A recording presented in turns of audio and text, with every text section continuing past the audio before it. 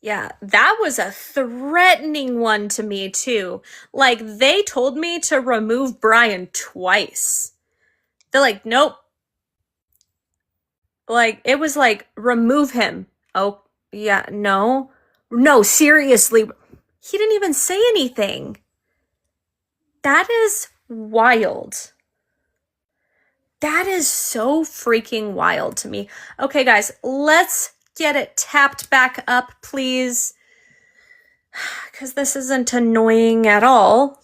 Yeah, no, we're gonna have to be super, super careful tonight. Thank you so much for commenting to boost. I appreciate you. All right. So, liking, sharing, reposting, gifting, and subscribing, all fantastic ways to boost and protect the live. Let's go, let's go. Hold on. I'm just gonna do this really quick while we're tapping up. Bloop. Okay, there we go. All right, all right. A toast to the groom, to the groom, to the bride, to the bride. That was bad. That was bad. Sister, who's always by your side, to your union, and the hope that you provide. May you always be satisfied. Did you see there's like a viral TikTok of like they rewrote that for their like sister's wedding? I didn't. Oh, I find it, I'll send it to you. It's hey super girl, cute. hey. Hey, Murray. Barbie, I specifically requested the other box. So Oh my God. I wouldn't That's steal yours. cool. All right, guys, we are being Girl Scouts and Boy Scouts today, okay? Yeah, we are. Let's go, let's go. Let's tap it up. I do not know. Like, TikTok was super serious about that one because it said, seriously, if you don't remove Brian, you're going to get a guest violation and you're not going to have your access. And I'm like, what did he say? He literally didn't say anything. Now, he would have been able to fight that and win it because there was no but I still would have had my guest violation. Cuz they don't let you appeal guest violations. So fucking weird. Okay. Bullying.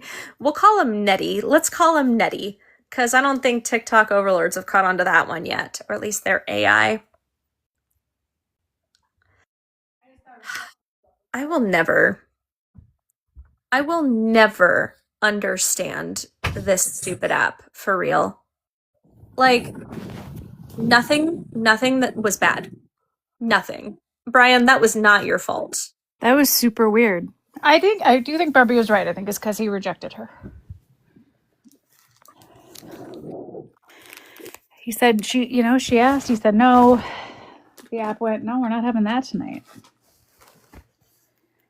All right, guys, if you can help boost the live by liking, sharing, reposting, gifting, and subscribing, those are all fantastic ways to boost the live. If I do get reported, they care more about gifts than they do the reports. So depending on the severity, I'm more likely to get my account back, depending on if I get gifts. It is just the hard reality. Thank you so much, Denise, the hard reality of trying to exist on this app. So I appreciate you guys. I don't know. This wax veil, you look to be about 15? Are you 15? I can't do underage, under the age of 18. Thank you so much, Boston, for the happy weekend. I can't, like, it's against TikTok community guidelines to have people under the age of 18 on a live. If you go and you read the virtual policy that was updated in January, it really tells you, like, absolutely nobody under the age of 18. Thank you, Brian. So, Luke. Oh, Daisies, thank you so much for the happy weekend. Okay. Luke, are you a Trump supporter? Hello? Yeah, How old are yeah. you? I'm 19. What year were you born? 2006. Okay. I'm just for TikTok purposes because Yeah, I yeah. already got violations today or hmm potential violations. So, why do you support him? Mostly just because of like the secure borders and whatnot. I think that's the biggest thing I like about him. Okay, so what did he do to secure the borders? Everything with ICE and removing all the illegals from our country. Okay, so ICE is targeting people based on their race. You know that they're rounding up people. 84% of them have been deemed as a zero threat level to the United States. 3/4 of them have zero criminal records. They are targeting people because of the color of their skin, even though they are productive, contributing members of society. You're okay with that? I don't think that like I don't think that's fully true. I mean, I know that there are like cases where people are gathered by ICE and they aren't actually illegal, but like I think it's a very small amount that happens to.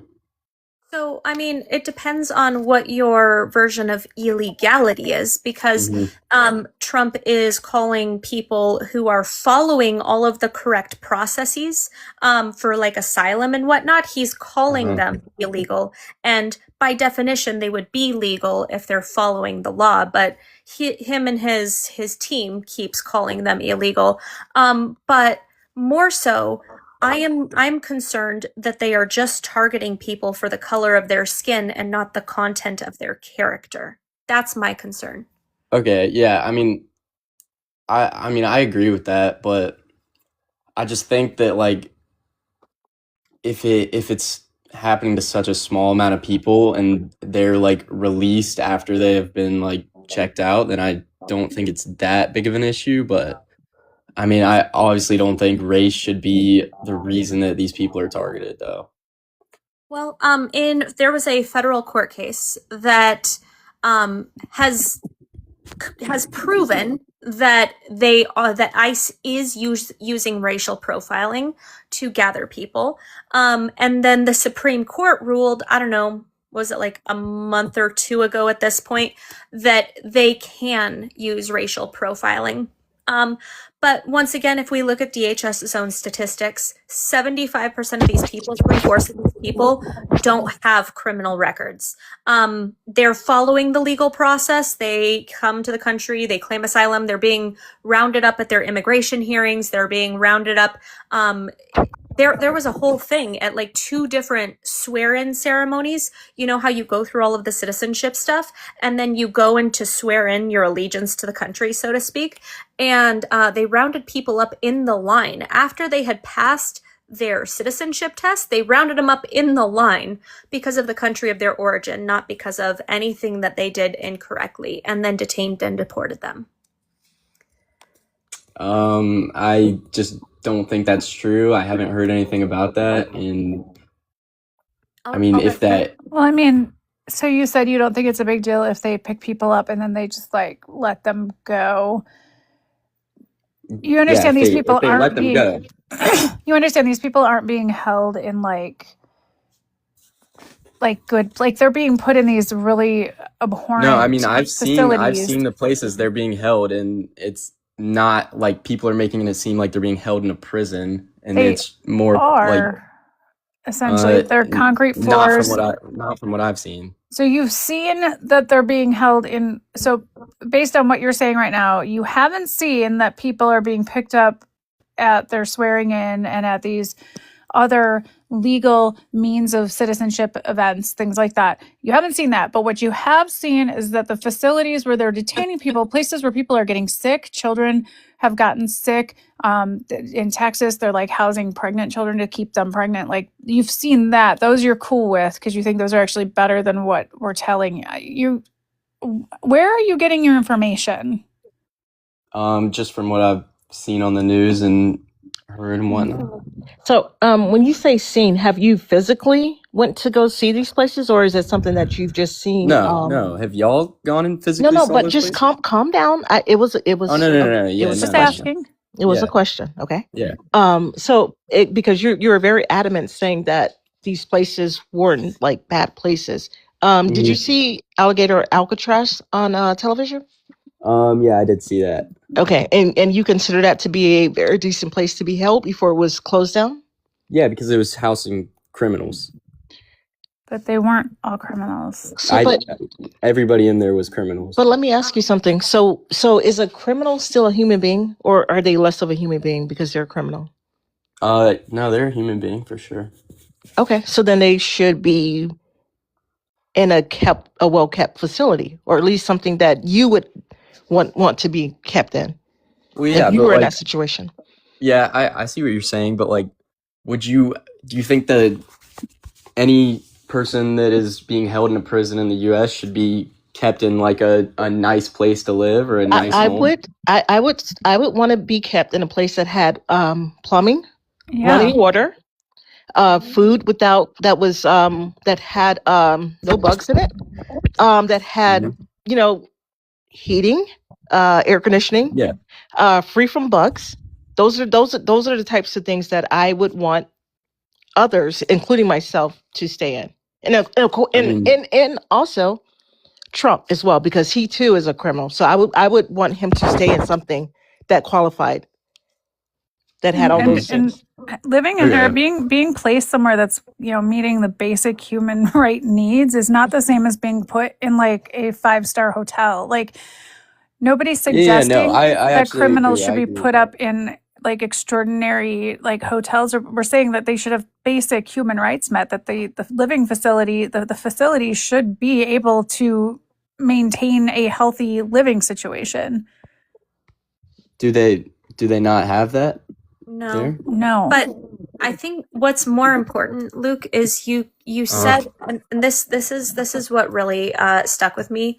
You said the justification is that they're criminals. By DHS's and ICE's own numbers, Mhm. 3/4 of them have zero criminal record. So if Yeah, but three that's a fourths, fourth that does have a criminal record. That's a okay, large amount. so you and I might disagree on what to do with that fourth. I don't Hmm. think that they deserve inhumane living conditions, but the Hmm. 3/4 and just so we're clear, that's like traffic tickets and other things. These are not Yeah. violent criminals that they are rounding up and putting. So Well, 3/4 of okay. them, when a large majority of them have no criminal record, why are you okay with them being put in places like Alligator Alcatraz? I mean, like I said, it's just a few amount that are legitimate criminals that have serious offenses that get put there.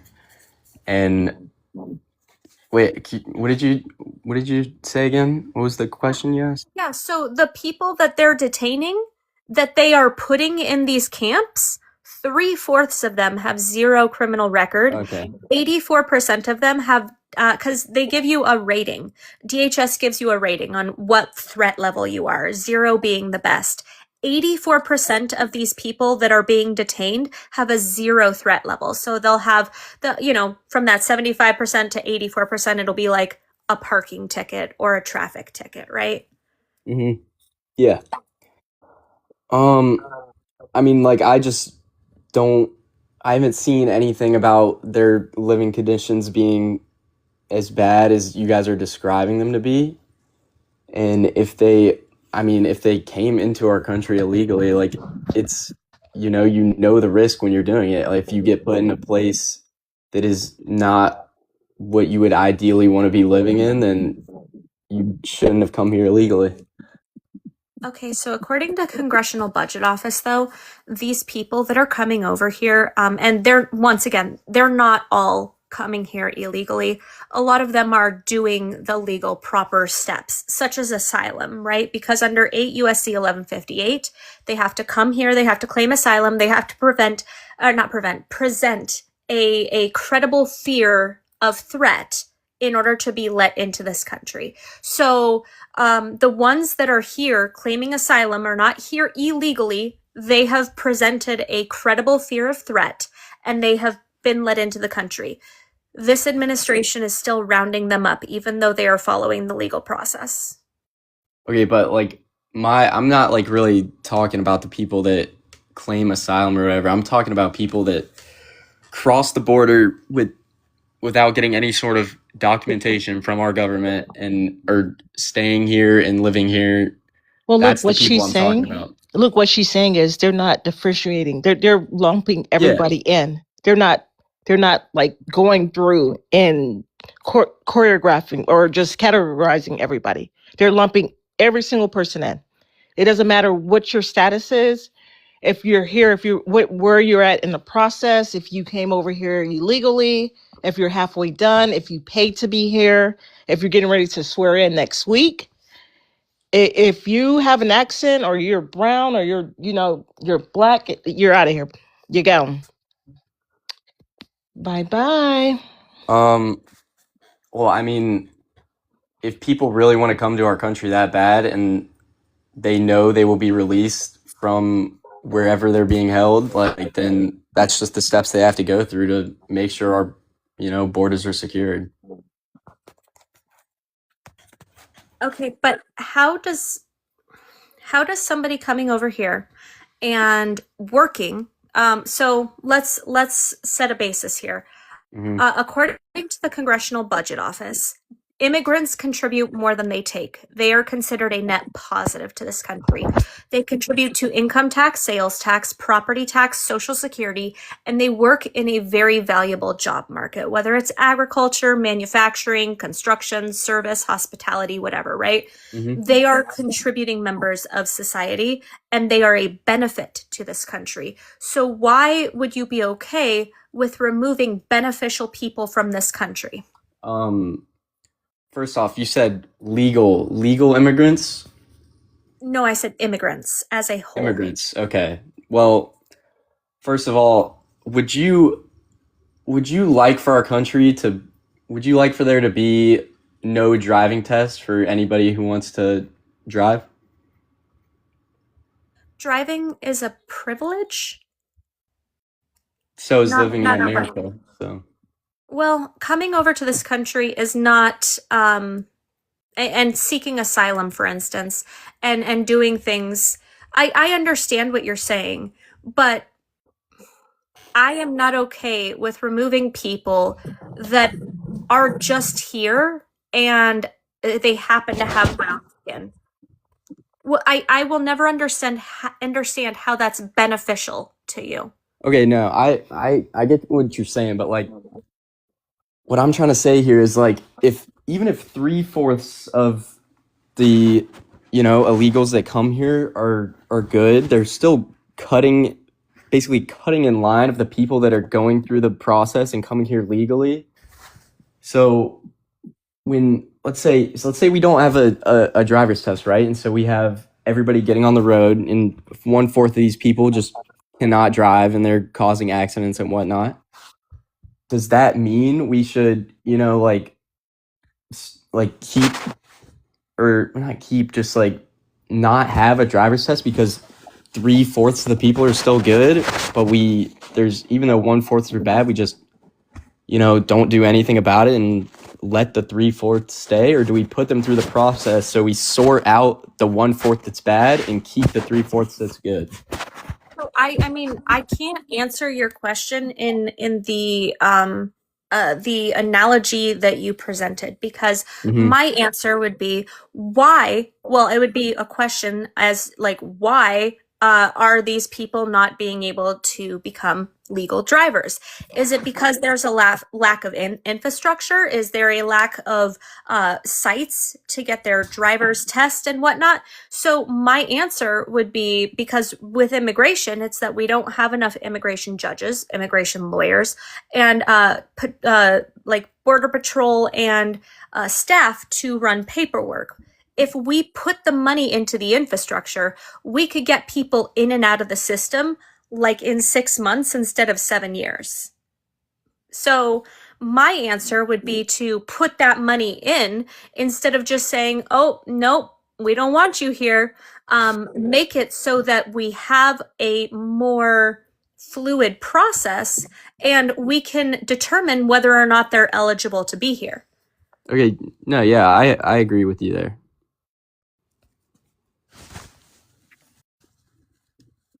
Ellie, why do you support Trump? I don't even freaking know. My job was taken. My husband was taken, all by the same immigrant, and we can't be having that here. Okay. Wow, quite the overachiever that immigrant was. Yep. I Yep. was not expecting that. For Yeah, real. MAGA. Take your lunch money too? Yeah, my freaking lunch money. Took my socks. Yeah, big time MAGA. Mm-hmm. No, but I was gonna get my laptop and have it here. So if you guys like need anything looked up, I'm kind of doing it like on MAGA's behalf. I'm just so sick of them coming up and just saying anything. And so I'm like, you know what? I am gonna, from now on, I'm gonna freaking have my laptop right here to fact check this shit real time. Do you still have Hunter Biden's laptop, or did you get a new one? No, I had to destroy that with a sledgehammer. Okay, gotcha. Yeah, no, I just wanted to break up the monotony. I don't know why he left, but it is not beneficial. It is not beneficial to remove people, especially when immigrants have kept the Social Security system afloat. And I know that he's only 19, so he doesn't really understand the Social Security system yet. But if he has grandparents that are on Social Security, I mean, if you get rid of all of the immigrants, then good luck, Grammy. Not good news. And it's also bad for our economy.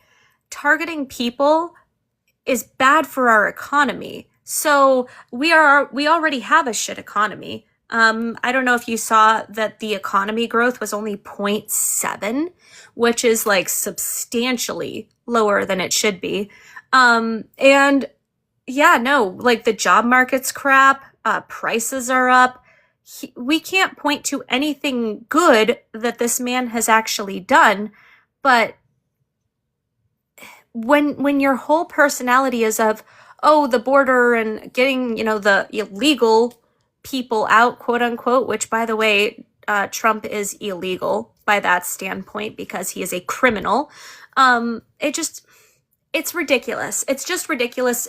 It kind of just seems like you hate brown people at that point, and that's it. Amanda broke me up. I have information on this.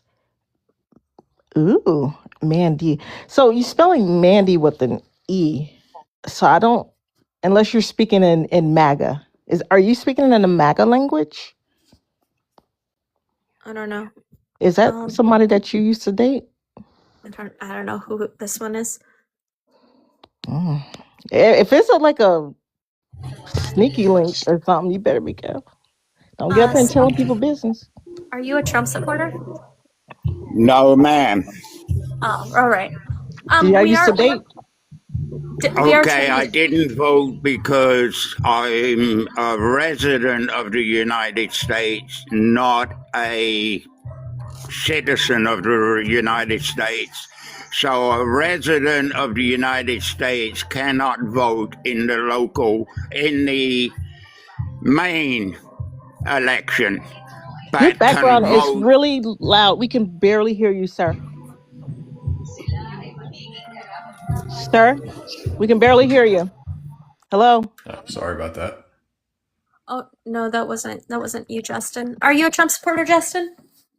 Oh, absolutely. All right. How old are you for TikTok purposes? I'm 36. Okay.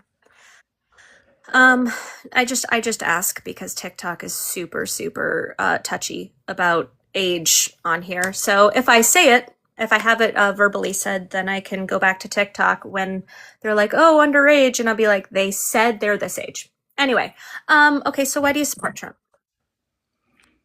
Because I believe in his policies as a conservative. He aligned more with me than Kamala, based on his position on the economy, the military, abortion, a number of issues. They all aligned with me. Okay, so obviously the economy is not doing well right now because of his policies. So how? Which policy? Well, I mean, his policies in general, for instance, his like tariffs. I know that's not a policy, but that is something that's directly affecting the prices of Every everything. president has enforced tariffs. Not broad tariffs, no. Of course they have. Broad tariffs on Yes, all countries. tariffs are a part of every presidency going back to basically going back to like the 1920s. Yeah, I'm fully aware of what tariffs are, but there's two types of tariffs. There's targeted tariffs and there's broad tariffs. Every president has imposed targeted tariffs. That's very, very normal. Broad tariffs is not. Right. So what is your position on why he imposed those tariffs? Other than just to have tariffs just for the sake of tariffs. I think that I mean, this is obviously my opinion, but I think that he wants to appear as a strong man, and he thinks that he can do so by threatening other countries with tariffs. That's my opinion. I am not in his head. He has the same trade policy as he did in the initial presidency in 2016. And that's that the U.S. has ran a trade deficit with pretty much every country they trade with. You can't be freaking real right now. Now, who just flushed the toilet? What are you doing? I'm sorry, Justin what? Slugger? Who was that? No, it wasn't me. Wasn't me. Unbelievable. Why did I get interrupted? Because you just interrupted us by flushing the freaking toilet. How did I interrupt you? You weren't talking. I unfortunately was listening to you while talking and peeing. Your own flush interrupted Oh, really? you, my I guy. was peeing? Are you serious? Jesus I was Christ, filling Justin. up my water from the sink. I don't know what you're talking about. Oh, Was the toilet just an extra? No, there was no toilet. I don't know what you're talking about. Oh, you were getting your water from the toilet, so you just flushed it after you got the water. Got it. I mean, times are hard for these Magans. They got to cut corners somewhere. Hey, the water got to come from somewhere, right? Understood. Back to your regular scheduled programming. Yeah, in my 7,000 square foot house. Where do you live? What apartment are you renting? Something off a cliff or something. You know. I'm Go sure. ahead, Amanda. I can imagine. Oh, I live in jeez. Palisades. So okay, you want to talk about tariffs? I don't really see where you're going with tariffs. That has nothing to do with what's going on in terms of the Iran war and anything current right now. Of course, he's imposed tariffs. He did it in his first term. He's doing it in this term. That's his way of reconciling our massive trade deficits we ran ever since Clinton put in the terrible NAFTA deal, in which we've been losing badly among all our main trade partners. It should be balanced back out. And that's been my position. So the person just left. Okay, this is boring. What do you do for a living, Justin? Doesn't matter what I do for a living. What do you do for a living? I'm an attorney. It says so in my name. You're an attorney and you're on TikTok at 9:30 Why at night. are you shouldn't Oh so my hostile, God. Justin? Man, Well, you're on TikTok at 9:30 at night. So what the fuck do you do? I'm not an attorney. Oh, I can just tell by your language you're a terrible It's attorney. Are you a Saturday slip and fall night, lawyer? dumbass. You're an ambulance chaser, aren't you? No, I'm not. Oh, really? Where'd you get your law degree? None of your fucking business. I'm Holy a shit, criminal Justin. attorney. What do What you is do your for a deal living? tonight? Why are you so hostile? Like, why did you come up and I you're so own 3 hostile? businesses. Yeah, I think sure. Mandy, You should he's smile more, constipated. Justin. Guys, he's constipated. That's why. Just That's gotta be be easy on him. Fuck's sake, dude. Oh, Be easy. He's constipated, guys. Just smile more. You'll so be you're an happier. attorney. So what's your brilliance on why you don't support Trump? He's the one Because he's a president fucking we've felon. had. He's a He's the one disgraceful human president- being. Now shut up. I'm answering your question. Because it's going is to that take how a you while. talk to There's a your lot of clients, too? answer to it. Yeah. Be quiet. You might can learn tell you're- something. I kind of doubt it. You don't seem like your brain works very well. Number one, the president's duty is to enforce the law. You don't hire a convicted felon to enforce the law. You've got a guy who's The been in country trouble disagrees with with the you. law. No. I'm still not No? done. They Your don't? first hint that I'm done is I will quit talking. And until I quit talking, I won't be done. As you were. His problems with the law, okay, I can interrupt you every time you speak too. And believe me, brother, I can be way louder and do this a lot longer than you can. I have the will to do it. You're projecting. But I'm trying to answer your your failed question. attempts No, in I'm not court. projecting anything. I'm answering your question. I'm not your Do you judge. not I'm not the DA. I'm understand not how the this opposing- works? No, see, my friends are going to mute you, which I appreciate. Because if I was a mod, I'd kick you because you're just not worth the time. But I am going to answer your question. I'm going to answer your question because he's not worth it. You've got a man in charge of enforcing the laws who has been found liable for essaying a young lady. He's been found liable for defrauding the state of New York to the tune of $500 million. He ran a fake university to scam people. He stole from a children's cancer charity. That's pretty bad. I bet you're all in favor of that, though, because, like, fuck kids, right? That does kind of go with his other policies, but we won't talk about the e-files. Have you ever represented? Yeah, I have. And they were guilty. Do you talk this way to them? When we're talking privately, it's none of your business there, genius. All right, so you can't even debate a person that doesn't even. I am debating you. You don't understand. You ask a question, and I gave 10 answers on why not to support the grifter in chief. Buddy. Amanda was talking. I did go ahead and I looked up because I was not He's in charge aware. of the executive branch. Show me where he's violated the. Okay, I know that you're in your feelings. Please calm down. President's legitimate. Justin, stop. And half. Justin, I'm literally trying to talk to you about your point on tariffs. You said that his tariffs are the same as the last. Disagree. Are you okay? Like, why are you, Justin? I'm gonna need you to stop crashing out, okay? I'm gonna need you to stop crashing out because I'm trying. I'm really trying to have a conversation. If you could calm down. No, I am.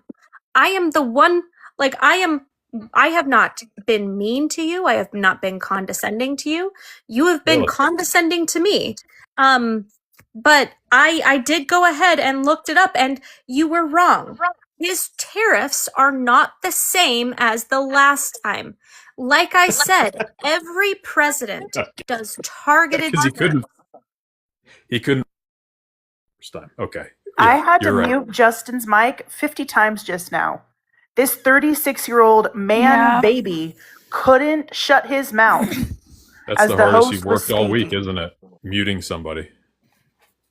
This manosphere, probably Nick Fuentes worshiper, Joe Rogan jerker, could not let the host get a whole sentence out. This guy is so fucking emotional. It's embarrassing. I muted him a bunch of times before that too. Like, this guy can't even control himself 1 second. I was trying to make.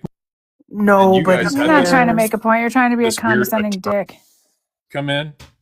All right. So it turns out, by the way, it turns out Justin was wrong about the tariffs in the first term. That's weird, right?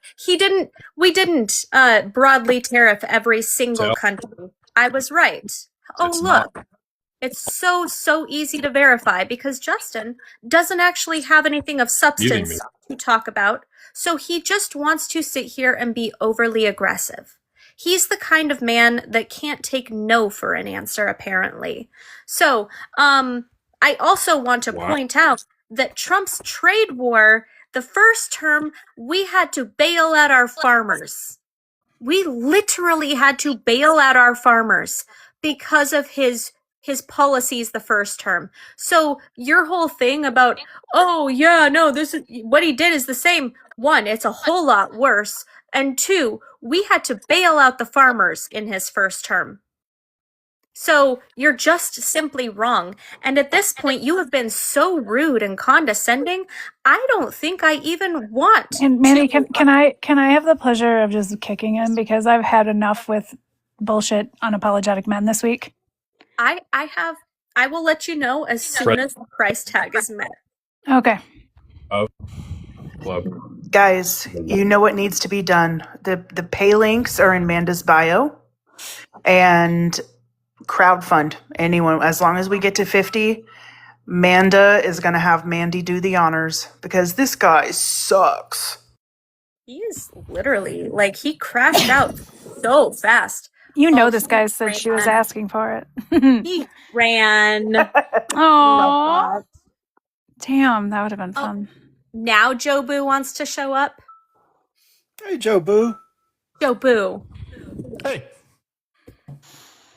Yeah, so Hi, we Jen. had this guy up here that was like super emotional, saying that the tariffs were so great. Oh, Lisa, thank you so much. You said Justin is a big baby.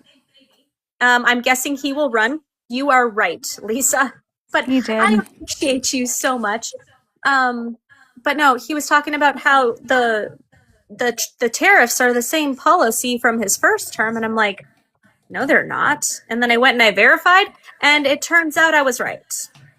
And his response to Yep. that was to laugh. For the That record, was I his, don't think Justin has been right ever about anything. The two easiest ways to go about that is look at the lumber tariff and the aluminum tariff. And those are the absolute easiest ones. Now I know I've had the private conversation. The aluminum has gone up almost $1,500 since February 27th because the world's second largest raw aluminum exporter happens to be in the Strait of Hormuz. So UAE produces that, and that's what we have an issue with. But I listened to Justin there really quickly. And I don't know if anybody's ever gone through these, but he has a thing called immature personality disorder. And it's very obvious. I tried. I tried to be like, okay, can you wrangle it back in? Can I have a conversation with you? And all he did was want to like scream over me. Yeah, no, yeah.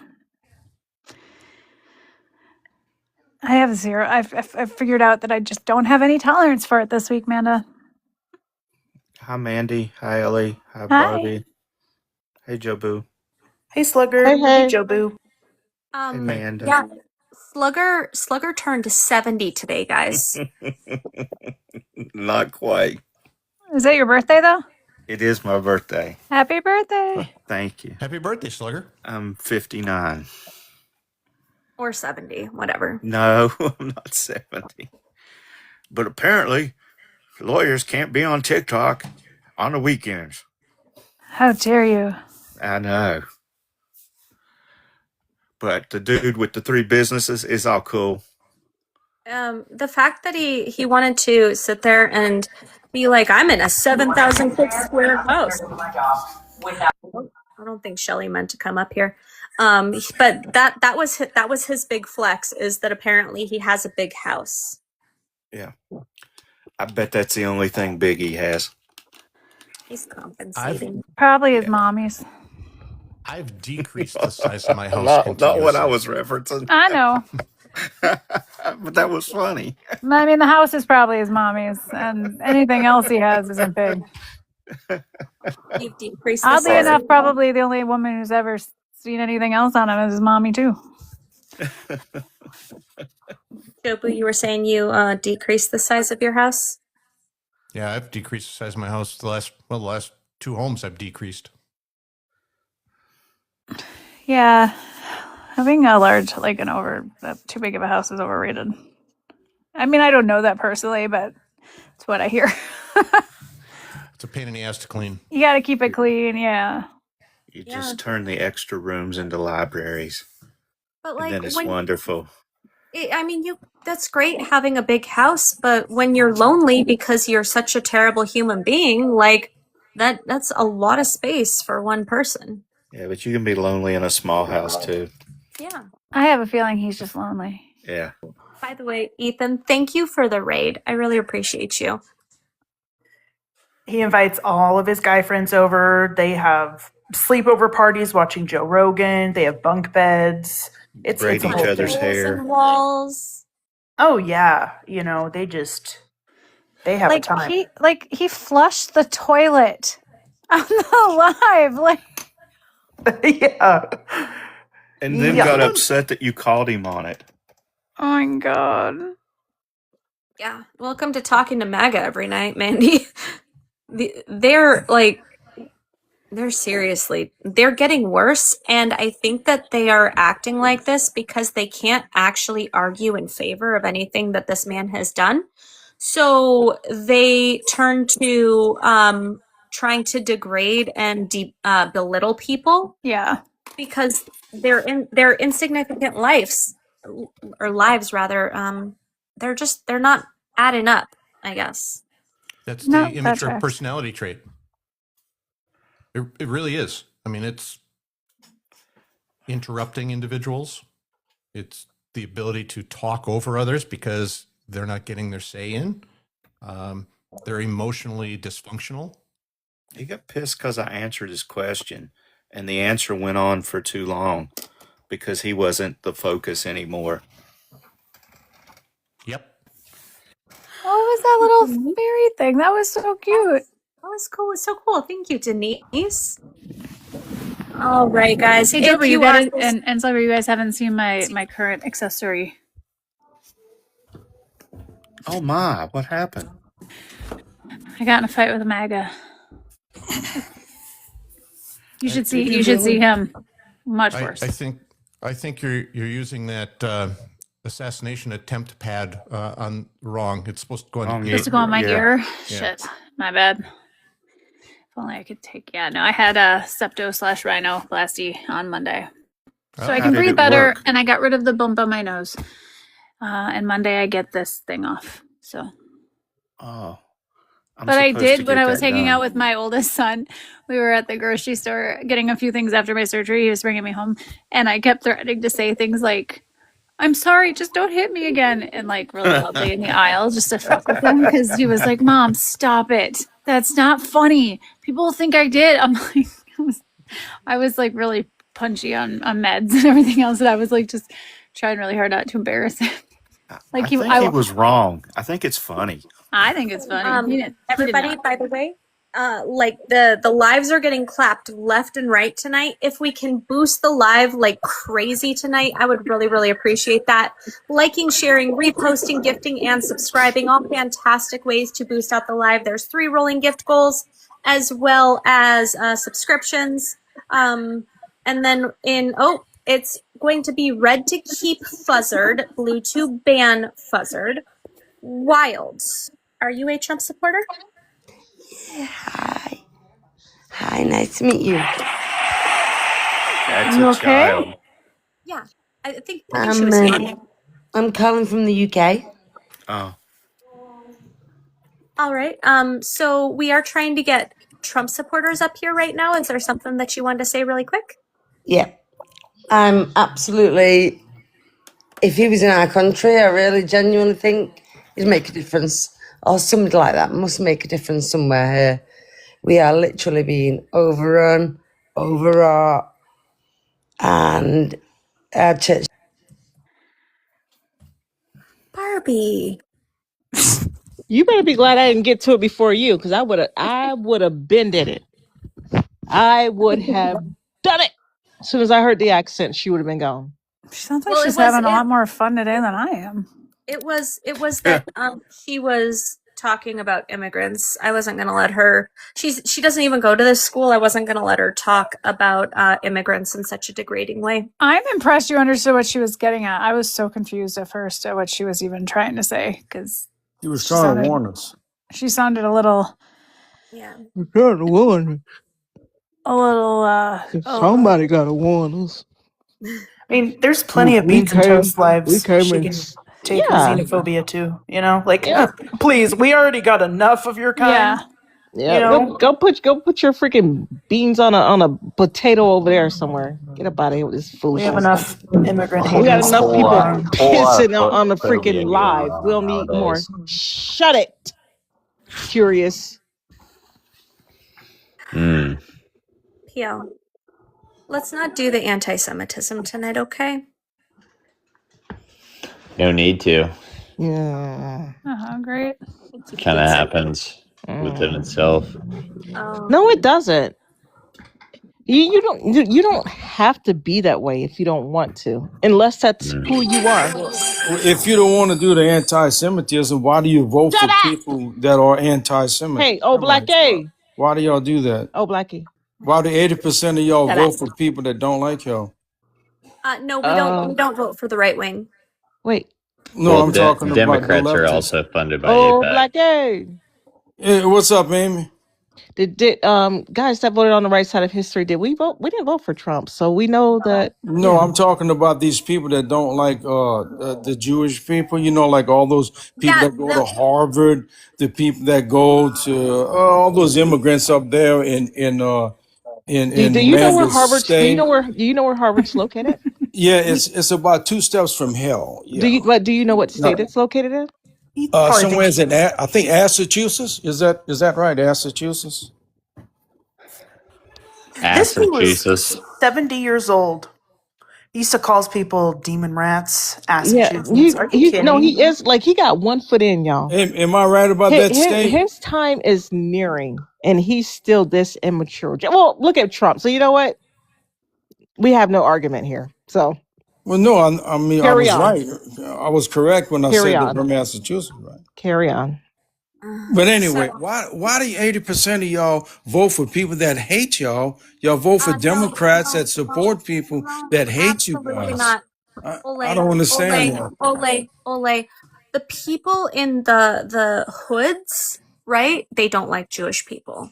The Oh, hoods. Whitney, it's both sides. You've got the transgender. I There you go. swear We knew it was No, it's coming. not. We knew it was coming. So to answer your question, and then you will stop You talking got about the Jewish, Zio and then shills. There you I go. will. Peel, are you capable of interacting without talking about Jewish That's people? why he will forever be Absolutely. blocked out of You my brought it space. up. You brought it up. No, I just asked him to not be anti-Semitic today because he has a history of being anti-Semitic towards me, Ole. Well, why do you vote for people that support anti-Semitics Absolutely. I like really all? don't know how I that's anti-Semitic. do not. I do not because I don't support Trump. Okay? Well, like Now, you like Omar, she's That doesn't mean anti-Semitic. shit. no, she's actually not because I've worked on her campaign. She knows I'm Jewish and she doesn't hate me. Well, you're helping her. That's why she didn't like kick you out. You know.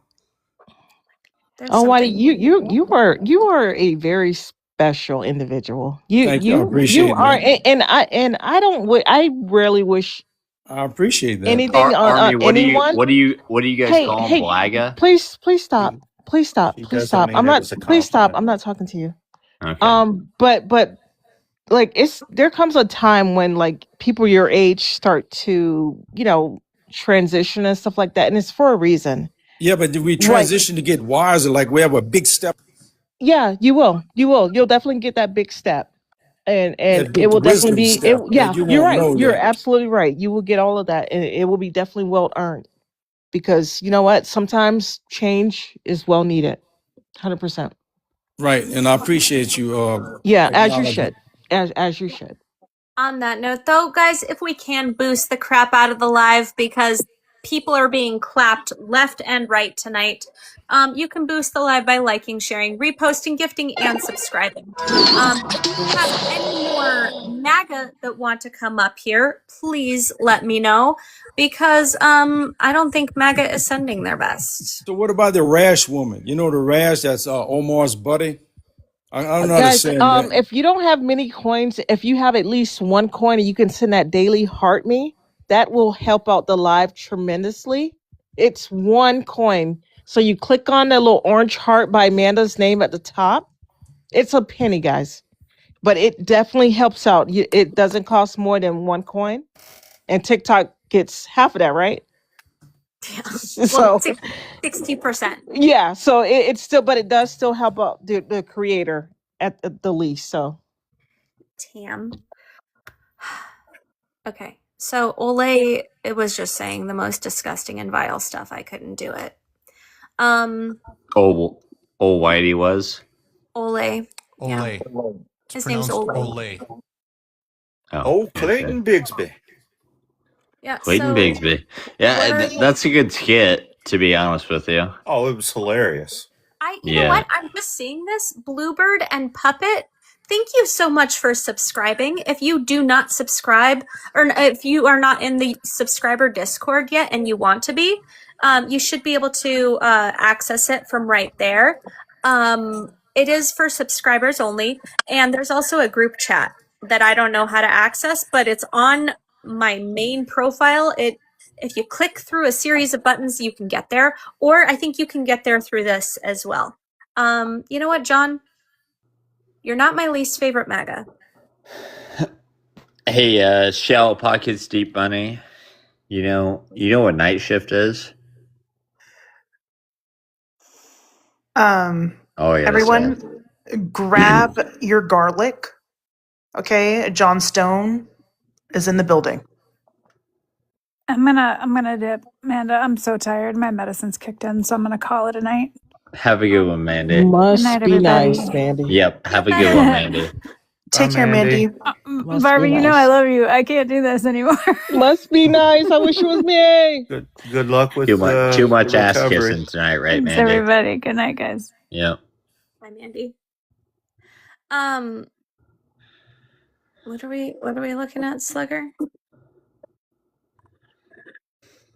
Is that a CPAP machine? It's birthday cake. It's a Oh. diabetes machine. Now, why would you say that was a CPAP machine? Where's Raymond at? Can we bring Raymond up here? He had to go get his inhaler. He's busy. No. I feel like he could help me out on the You got John Stone right there.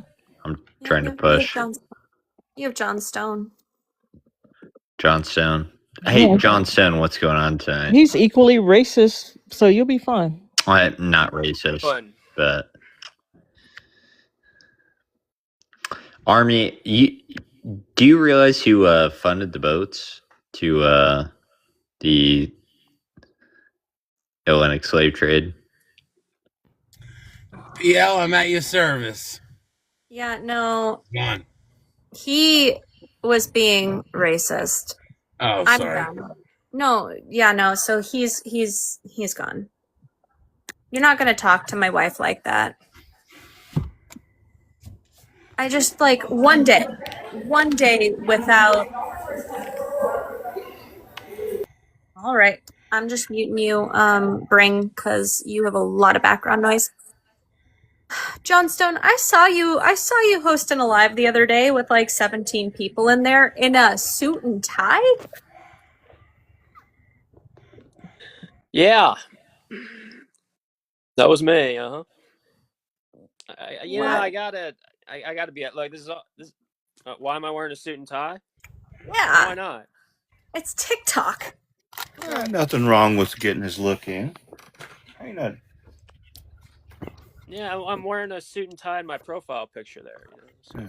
Yeah, I'm not even like, I'm not making fun of you. I'm just like, I was just curious why you dressed up to host a TikTok live. Well, that's just how I always wear a suit and tie. That's the way he rolls. Professional. Yeah, I love the old pictures from the 50s and 40s where everybody on the street was dressed up in suits and had hats. Yeah. So, Jobu, the economy growth 0.7. You see that? Yeah, that was a downward reduction. Pitiful. 2025. We're all screwed now. Well, it just proves that Trump is not doing very well. And then there was another. Trump's great. I think that's why Scott Bessent was in a panic after his interview with Sky News. Right? I mean, he was in that interview, gets called out, comes back, he's visibly shaken, can't question or answer questions, and yeah, maybe he was just told that 6 Americans died in Iraq on a plane. But no, that was before that.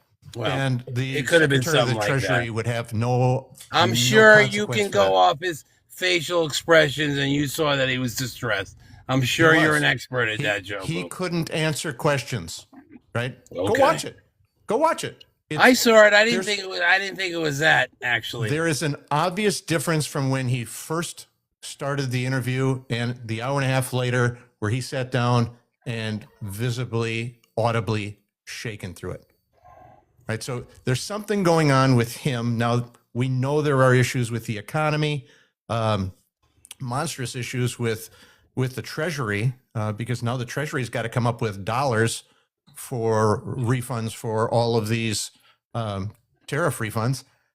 They don't have those funds. They're going to have to come up with additional funds for the billions of dollars they spend per day in the Middle East.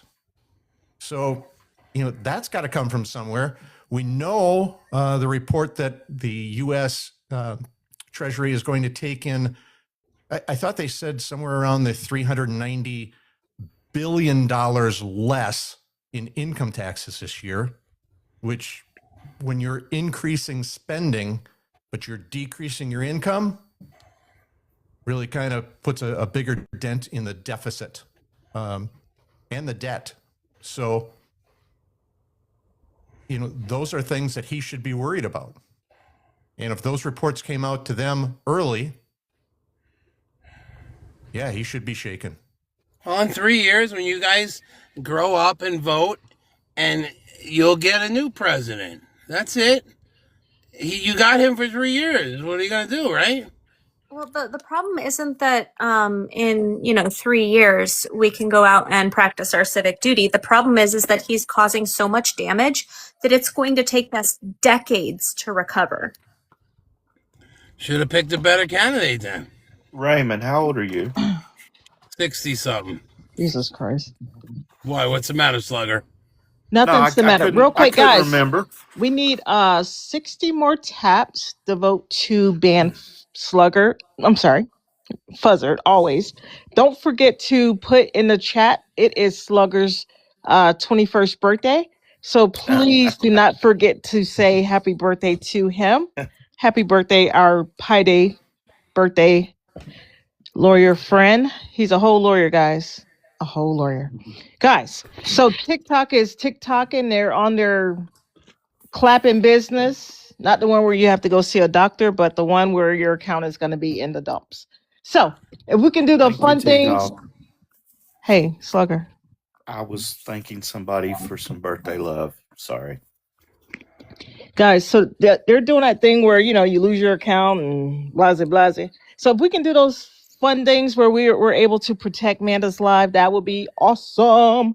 At a minimum, if you can tap, share, and keep the comments commenting, or send that coin heart me, I will love it. We are only looking for MAGA right now because we are friendly heavy. And let's get this party started right. We got Count Dracula, and then we got the other thing up there. Jobu, you didn't mention, if you look at the 1 year on the Dow, I just put in the 1 year. Jesus I'm at Christ. 1408 return on the Dow, 14.8% return in the last year. Okay, Lord have mercy. not year to date, in the last year. I just put 1 year. Okay, so how is that not doing good? Because I'm sure you have stocks in 401k, so you're making. Well, real quick, Amanda, I just had a vision that we sang happy birthday again to Slugger. We brought Trent up, and then Excuse that me? way Trent, Johnstone, and Raymond could join us in the singing festivities. I think if they join, we'll ruin his birthday. So maybe just Trent. And then you got Jobu. He has a heavenly voice.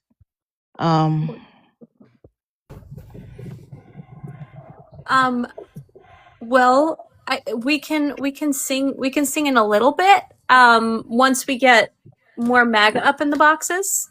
Because we gotta get some MAGA up here. Thank you, Mom. I'm sorry, I lost my thing, but I mean, the market's doing well. Besides the last 5-10 days since the war, I mean, 14% is 14%. You ain't got nobody to talk to at home, do you? You don't have anybody to talk to at home, do you? That's 14%. Well, how can you go wrong with that? You ain't got nobody to talk to. Raymond, so that is calculated. It's like a geometric average, right? Because of the volatility of the market within the last year has been astronomical, right? But is it not up 14%?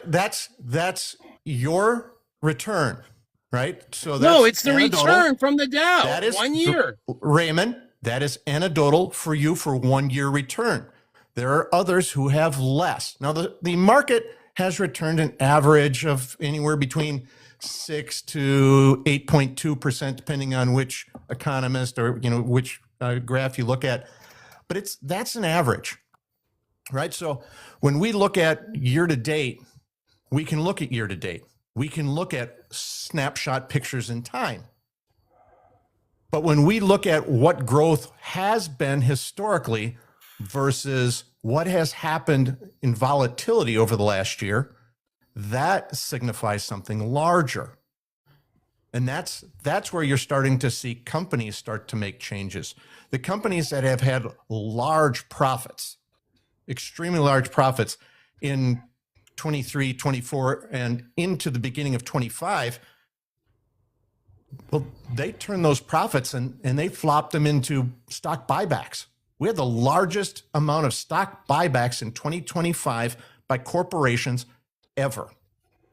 And what that does is that decreases the amount of stock in the market, which increases the demand and increases the stock price. So the artificial inflation by stock buybacks is a lot of what we're seeing. We're not seeing the companies go back to put into their own companies. They're not investing back into themselves. They're not investing into additional growth. In fact, most of the data companies, the data centers that we're starting to see with the investments there, they are actually individual private equity companies that are making those investments that are saying, "Hey, I want to lease this." So private companies, Microsoft, Oracle, and however, they are actually leasing those items and contracting with private equity. Because if that goes to shit, those big companies don't have anything to worry about. So basically what you're trying to tell me, I just looked it up. It's not my stock. The stock exchange, the Dow, is up 1 year 14.08%. So what is wrong with that? I am making money. A lot of people that have 401ks have increased their value. You're crazy. I mean, yes, there could be some other factors, but the bottom line is 14%. Go look it up. I do. I have a very large portfolio, Raymond. Yeah, and you're making money and you know it, so stop bullshitting. No, I am saying that it should have been more. Oh, and more it's an than average 14%. Because what happened in March of last year, Raymond? Yeah, it went down and then it went up and it went down and went up. And why is it so volatile? I'm just saying today, Saturday the 3rd. Why is it so volatile? It's given a 14%. Why is it so volatile? Well, the tariffs became volatile. Okay. The war now, this presidential last action, 10 is it days not? become volatile. But at the end of the day, it's a 14% gain. It's not like it's a negative 7% gain. It's not 6% like you just said. It's not 8%. It's 14%. Well, let's go look. I'll look. Do you not understand that instead of 1,400, it could have been or should have been like 5,000, for instance, and how there was 6 months of regression in the stocks that caused a lot of harm to people? Like, just because you made a few bucks doesn't mean that he didn't damage things in the way that you should have gotten more. You should have gotten more return. And he has set us back now 2 big dips in the stock. Joe just said the average was 6.8 a year. So 14% is way above that. How much do you think you're going to get? 27% in the market? 14% is huge. Raymond, the average is that from 1932. You do realize that, right? Buddy, did you pull up the 1 year? What is it at for 1 year on the Dow? Just put in today 1 year from S&P today. from March 14th talking about was the at Dow. 2.3%, closed at 41,488. We're talking about the Dow. Yeah. We weren't talking about the S&P. I just told you what the S&P was. The Dow was 41,488. No, but what's the 1 year percentage? It says it. You don't have to look. It takes 2 seconds. You click 1 year. 1408. It's 9%. buddy. Come on, get. 488 You're was off. March 14th, 2025. March 14th, 2026 is 45,558. It's 5,744 points. It's 1408. I did the 1 year. There's a little column at the bottom. You could do 1 year, year to date, 1 month, 1 day. I did 1 year. It's 1408%. 5744. It went up. Okay. I just did the calculation. Yeah, but you're doing some weird calculation and going to some weird date, and you're not at a year. 1 year, It's March 14th, 1408. 2025 John, to help March me here, 14th, John. 2026. Hey guys. Look at the or look at the Dow. Tell me what the Dow is. March 14, 2025. Tell me what the Dow is. March 14, 2026. Do the calculation. It's real easy. Right? Got it right in front of me, buddy. Yeah. 41,488. You know, here's the thing, Raymond. Well, it's up. Like it really sounds like you don't know anything about the actual stock market, but at the end of the day, the stock market is how the wealthy people are doing. What do you mean? Half of America has 401. Hey Raymond, shut up. She's literally talking. Shut up. So if you want to measure how wealthy people are doing, why don't we measure how the average middle and working class people are doing? Because you understand that it is one, having regressions in the stocks has set people back months to years. So I don't think you really understand how it works. But right now, middle and working class people are paying so much in groceries, in energy, in all of this. Somebody, I don't know what is wrong with you, None, but like, you were sitting there and begging to come up. Amanda, were you complaining 23, 20, 22, 23 when everything was so high? Did you have so much of this passion? Yes. Okay.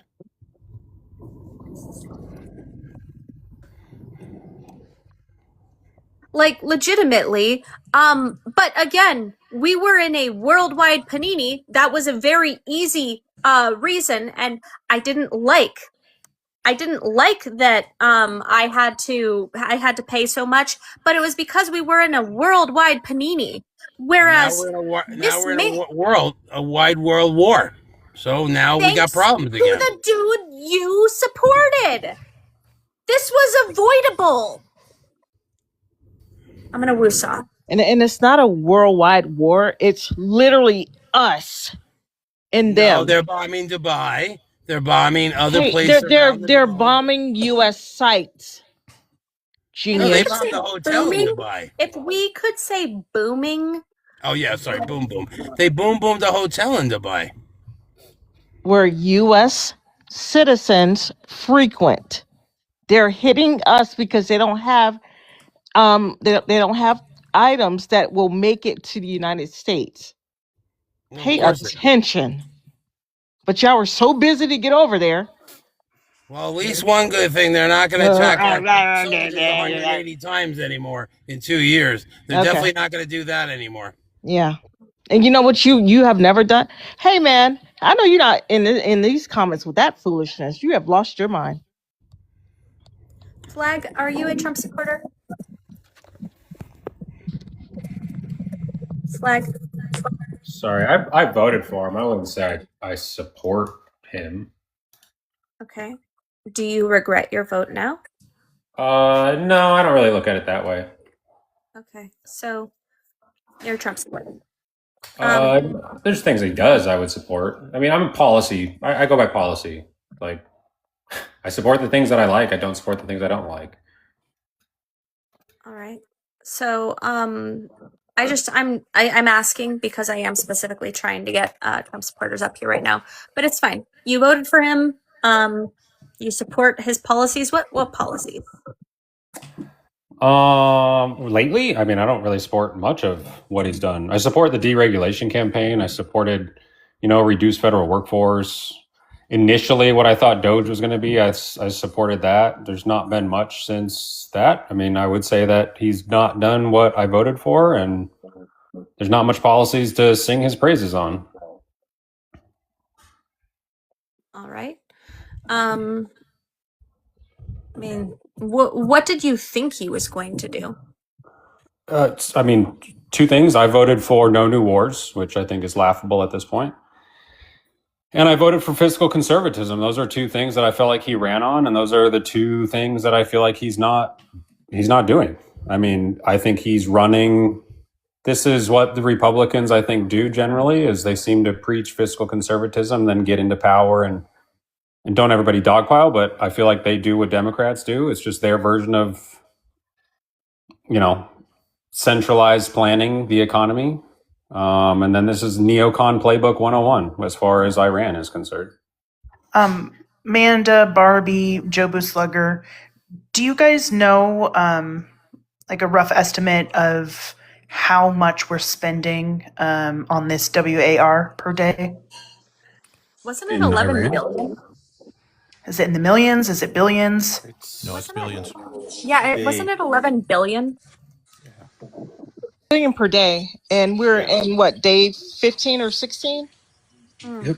Oh, so 11 billion so far, probably is what the last number we saw. 16.5.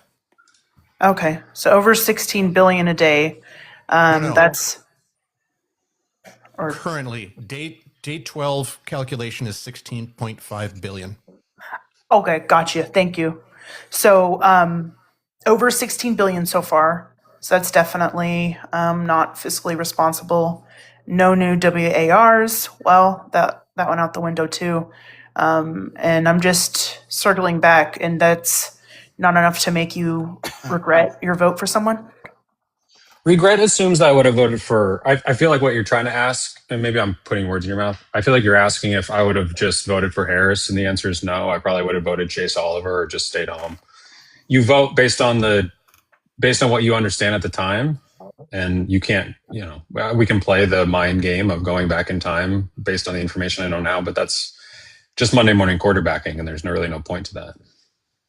No, yeah, I wasn't asking like if you would have voted for Harris if it was today, or I'm just saying like it sounds to me that this candidate failed on the two biggest reasons that you cast your vote for him, and so I'm not asking like are you a progressive now? No, but I think it's fair to say it sounds like you do regret voting for him at the time. Again, I wouldn't use it. I wouldn't put those. I wouldn't use those words. If that's how it's easiest to digest, then fine. But I would. Regret to me means that I would have changed the way I handle or I looked at the situation back in 2024, and I wouldn't have.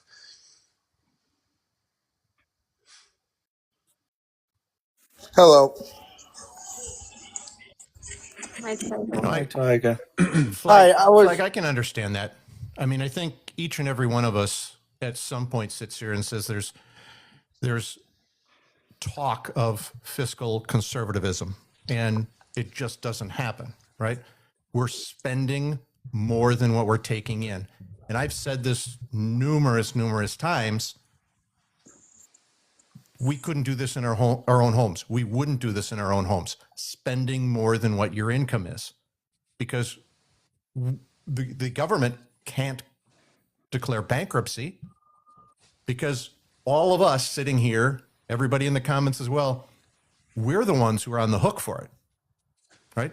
We are propping up Japan's economy because of the amount of interest that we're paying on the bonds.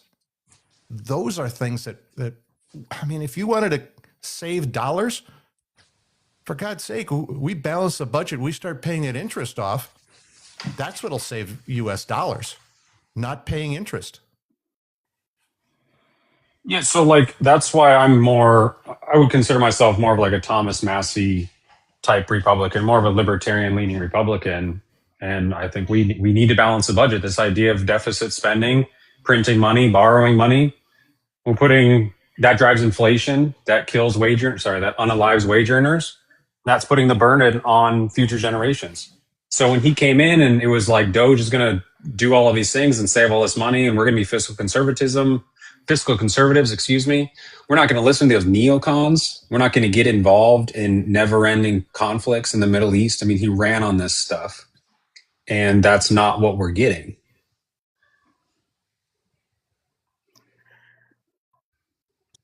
Flag Moth, are you more upset with the $15 billion spent on a country that has been known to unalive our allies and himself, or the $182 billion that was allocated to Ukraine, and we've seen zero wins, zero progress on the Ukrainian side in the past 4 years? Which We one upsets you more? absolutely have seen progress. Oh, we It's have. always. Yeah. It's all a waste. Has Russia won? No, but the thing is, Well, Slugger, is we okay, give him then we have seen $180 billion. progress, Tyga. Russia Okay. is getting its I'm not gonna say. I started to use a sports analogy, but this is much too serious. Ukraine has done much more than I think everyone expected. Yeah, but why And is that? because we thought Russia was badder than they are, apparently. Correct. And So if they aren't as bad as they are, I'm not trying to interrupt, but I do have to step away for a sec, so I just want to let everybody know. Please boost while I'm gone. I'll be right back. Slugger, if they aren't as bad as we think they are, why don't we hit them? Why are we playing defense and sending 20,000 people to unalive a month or week, whatever it is? we aren't sending those people to unalive. There are American soldiers aren't there. Is that what you want, Tiger? Ukrainian people. Is that what you Well, want? no, but I want. But Russia started this. Correct, but does you that really can't matter? say there are a lot of Ukrainians unalive. They're unalive because of Russia and its actions. To abandon them would be much worse. No, I'm not. I'm not advocating for abandoning them. It comes a point where you either try to win or you just stop. The reason why people were frustrated with this whole never-ending war is because the United States doesn't fight to win. We fight a lot of the times. Fighting it. Well, giving in terms of money. But we're honoring our agreement. That is the absolute dumbest argument that's come out of your mouth. And you've had some doozies. There is no physical proof that the U.S. isn't there to win any conflict. That has never been an objective. Right now, we're sitting at a no-win, right? We had a no-win with Vietnam. Yeah, that was a no-win.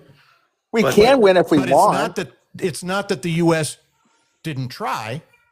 Right? Well, you know what I mean. And you don't know that. Afghanistan, right? Pakistan, each and every one of these. The U.S. went there. Was there a win? No. No, it was done for political reasons, and it's an ignorant war. Correct. If you want to have a conversation, have the goddamn conversation. Well, I am. Don't sit here and unalive people because you think they're bad people.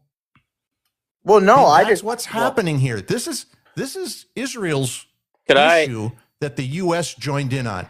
Well, Jobu, I'm sorry, but what? Can I say something? Sure, hold up, John Stone. Yeah. Yeah, this is all my personal opinion, but you Slugger, Jobu, look, the Russia-Ukraine conflict is more the fault of the West. We provoked the Russians. Okay, this goes back to around 1990, where the U.S. Baker gave Gorbachev an informal guarantee that NATO would not expand as an agreement of the reunification of Germany. Right, Zbigniew Brzezinski laid out the plan toward Russia in the mid-90s. It was very hostile toward the Russians. The plan was to break up Russia, to expand NATO onto their borders, to cut off their access to the Black Sea, and ultimately weaken and destroy Russia. This is the fault of the West. And in 2014, the West backed a coup in Ukraine. This is very dangerous. That Russia. So John, John, let me ask you. Go ahead. Spot on. In '94, when the U.S. and Russia and Ukraine and everyone else signed into the Budapest Memorandum, I know. Right? Whose fault? Right. Whose fault was that? I mean, Russia agreed to it. I know, but the NATO expansion. Can I add when you're done, John? Sorry, I didn't mean to interrupt. Go ahead. I would maybe add that a memo is not a binding treaty, and I agree with you that is a signed document.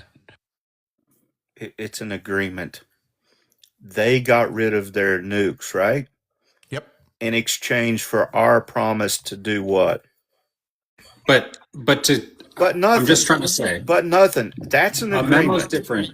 And then It doesn't matter. secondly, Call it a memo. Call it a treaty. It's a fucking contract. Security assurances. The point that John was making, part of the Budapest Memorandum was to not mess with Ukrainian sovereignty. And I feel like the West playing in the role that it did in their 2014 revolution, John McCain standing in their corner, we were back, the United States backs you guys. The phone calls that were made, like that points to me that the United States played a pretty large political role in that revolution. And so you could make the argument, and I think the Russians have, that the United States and the West were critically, how do I say this? Like against what was signed in the Budapest Memorandum. And that's not to say that what Russia did wasn't illegal, because it was. But there's nuance to this, is all I'm trying to say. Well, in 2008, this Ukraine joining NATO was talked about, and the Russians made this very clear. I believe it was William Burns who was ambassador. I think he's CIA director now, and the Russians were very clear about this. This is their red line. They consider Ukraine was once considered the heart of Russia. They view it differently than Finland, or which they're not happy about. Like I said, we gave them a guarantee NATO would not expand as an agreement in the reunification of Germany. And in the last 30 years, about 25 countries have joined NATO. It is very, very reckless. They have a lot of clear weapons. So I don't know why you all are okay with provoking Russia and you're so against the Iranian conflict. Because Ukraine is a sovereign country. They decided to do that. The U.S. can back them all they want. Right? But Jobu, couldn't you? They chose to go through that in was it Bucharest in 2008? They chose to allow an annexation or an agreement to join NATO eventually, right? But NATO countries also have to agree to it. So if Ukraine did not want that as a sovereign country, their ability was to say, no, we don't want this. But they didn't. As a sovereign country, they chose to say, yes, this is okay.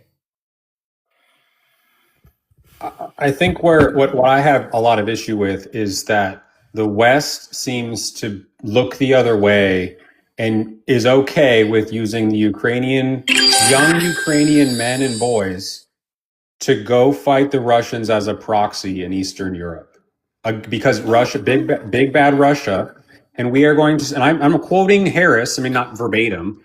You have our unwavering support, whatever you need. If I become president, to me that signaled ratcheting it up of a conflict with a nuclear superpower.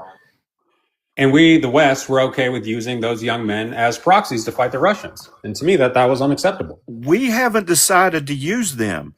Russia could go home tomorrow and the fighting stops, right? Ukraine's not going to invade Russia.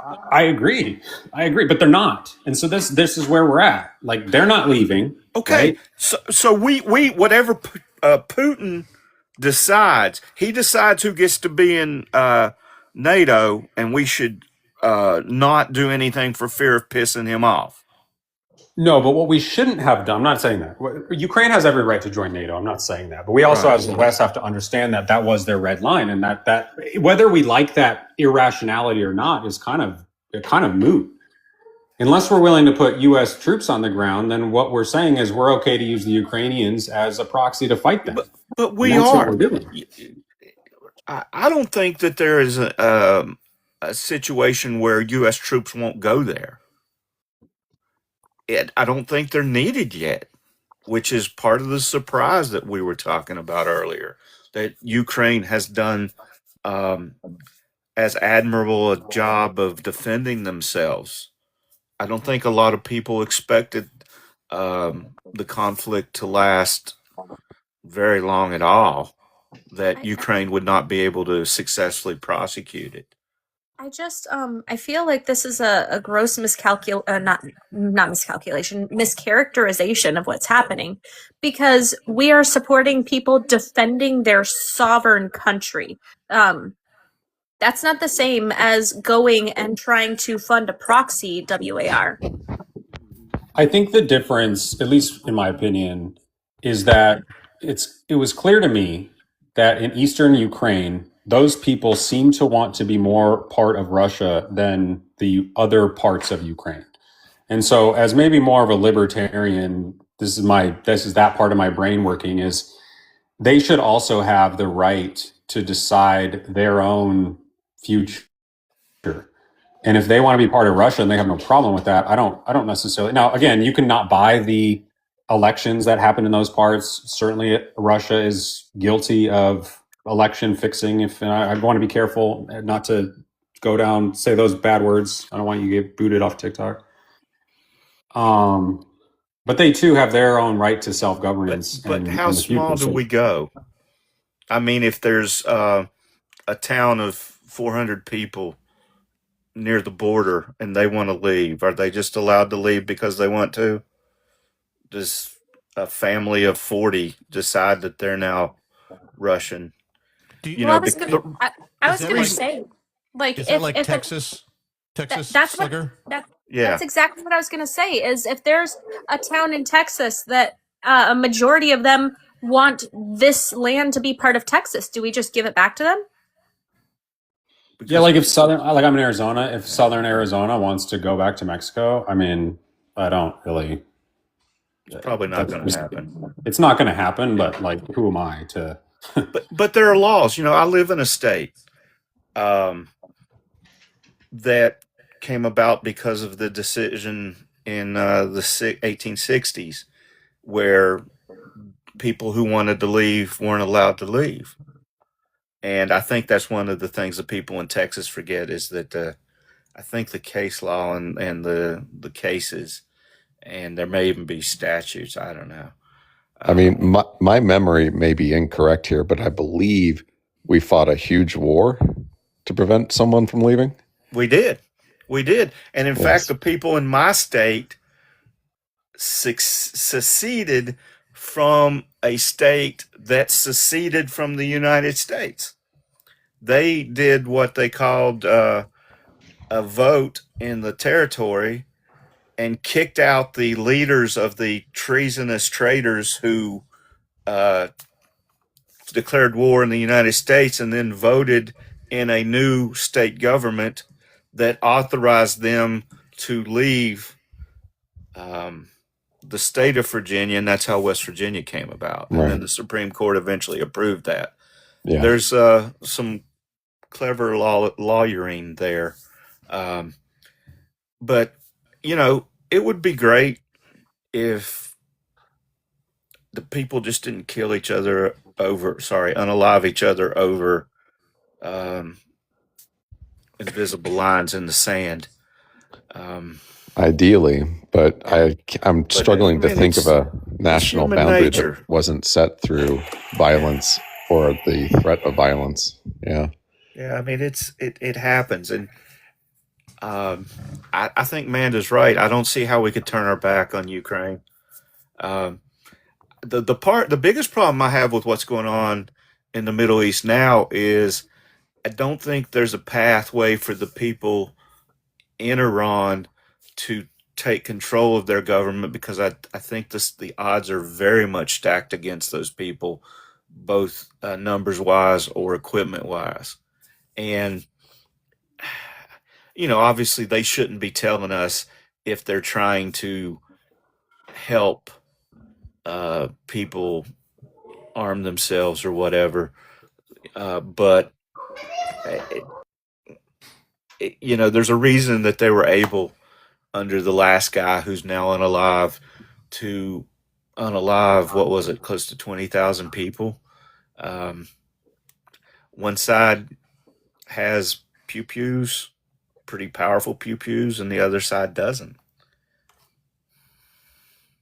So if you guys can all boost the live like crazy by liking, sharing, reposting, gifting, and subscribing, there's only one more goal left before I can reset. That goal does expire soon. There's 7 more heart kissies.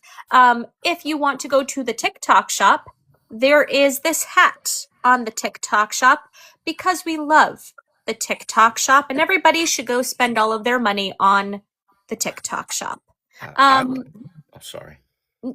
So if you can boost and protect the live, I would really, really appreciate you, T Wendy. Thank you so much, especially since we are walking on eggshells tonight because they are clapping people left and right. Thank you so much, T Wendy.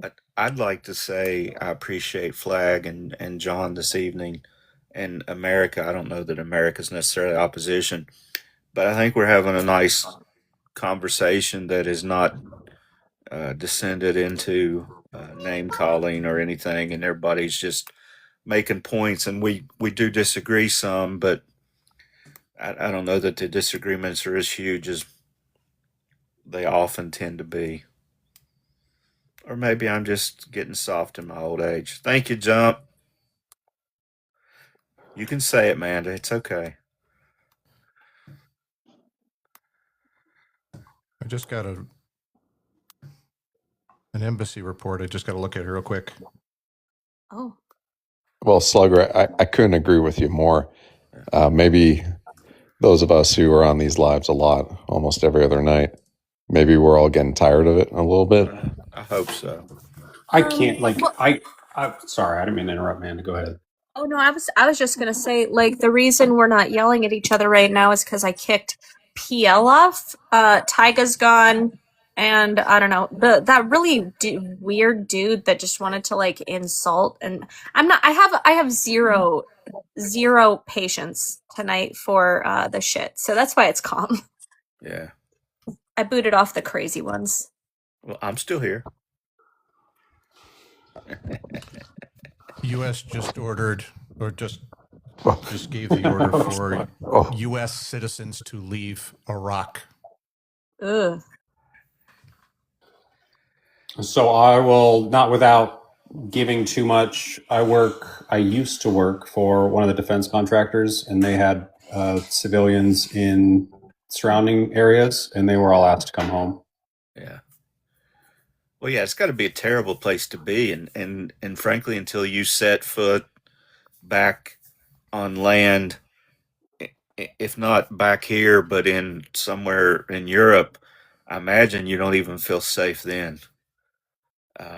Watching some of the one of the horrifying things that, and I'm sure it's been stated a million times, so I apologize, but it's like this new conflict in Iran has brought everybody's now impacted, and they don't want to be. So you have Saudi being like attacked, and you have UAE and Bahrain and Iraq, and it's going to spread, I fear, into everywhere else. And the U.S., this administration and the neocons are going to say, well, that's just Iran flailing, and it's like, yeah, but this is your doing.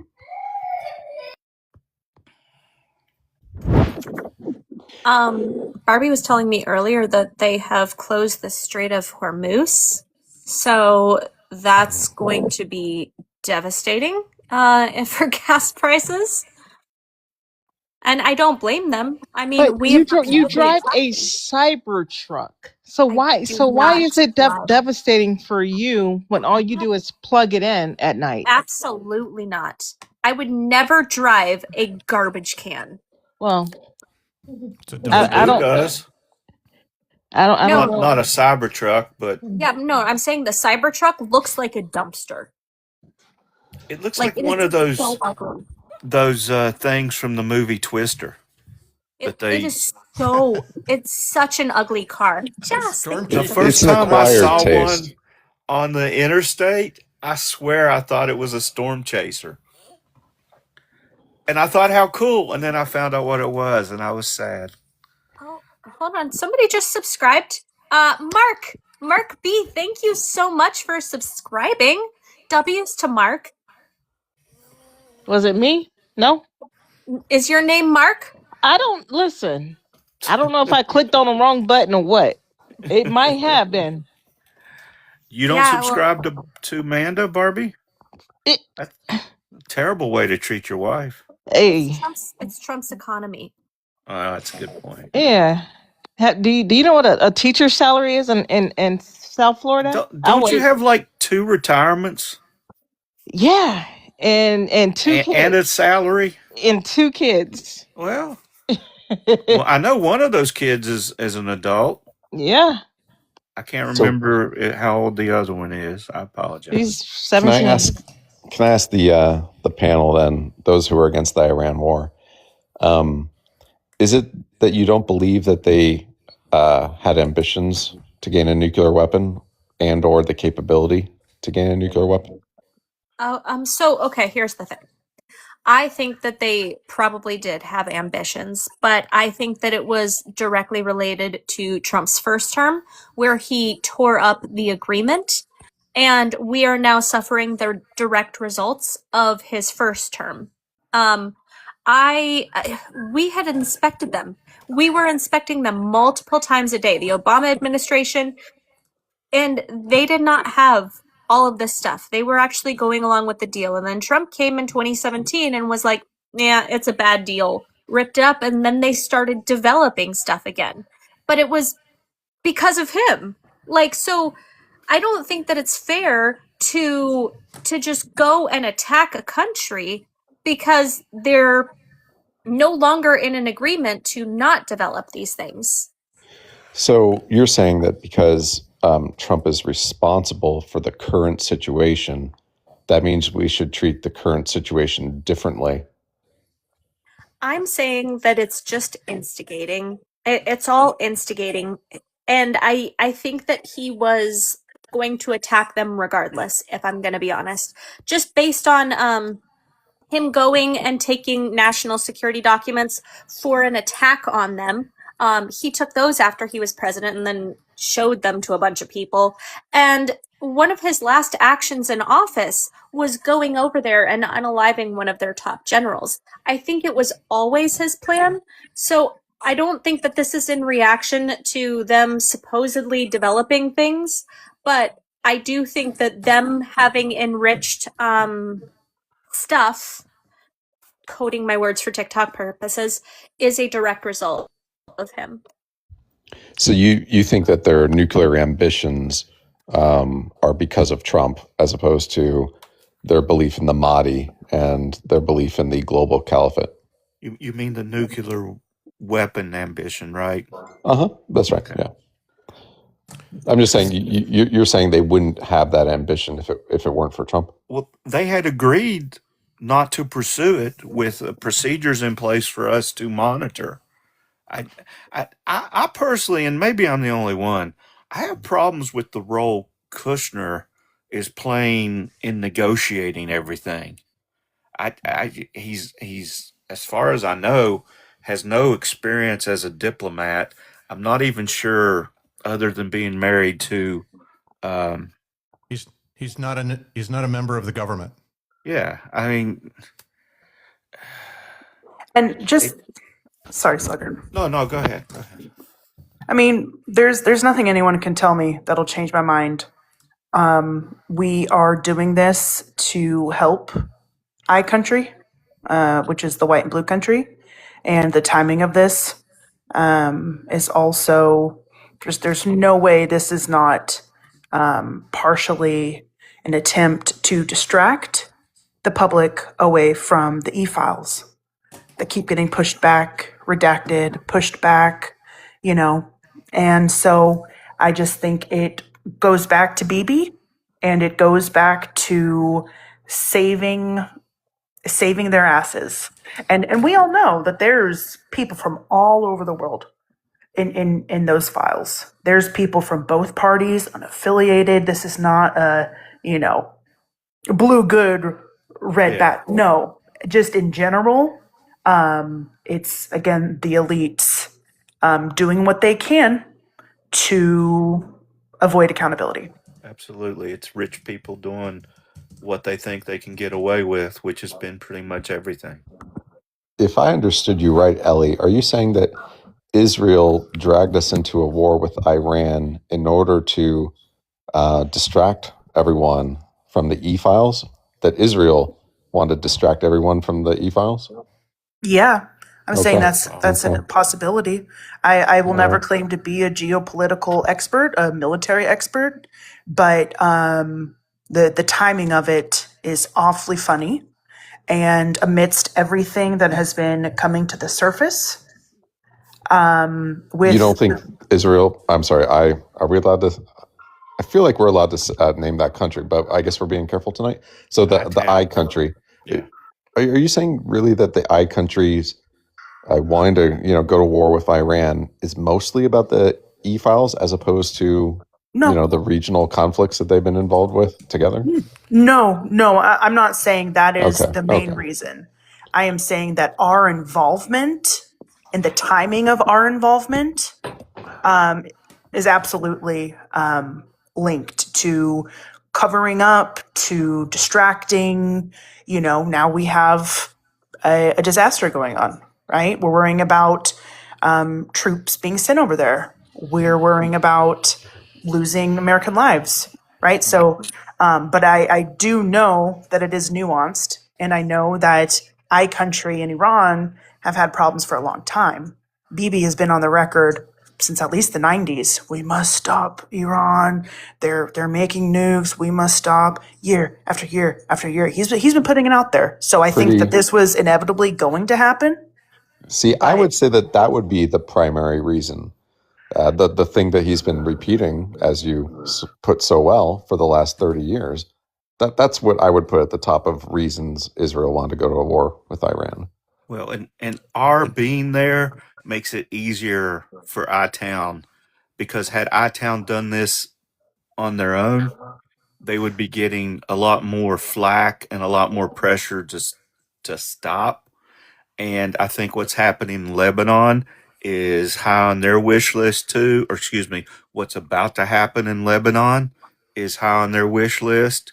And because I think from what, and I'm an old political science major. Actually, even well after I became a lawyer, I read a lot of the foreign policy stuff because I find it interesting.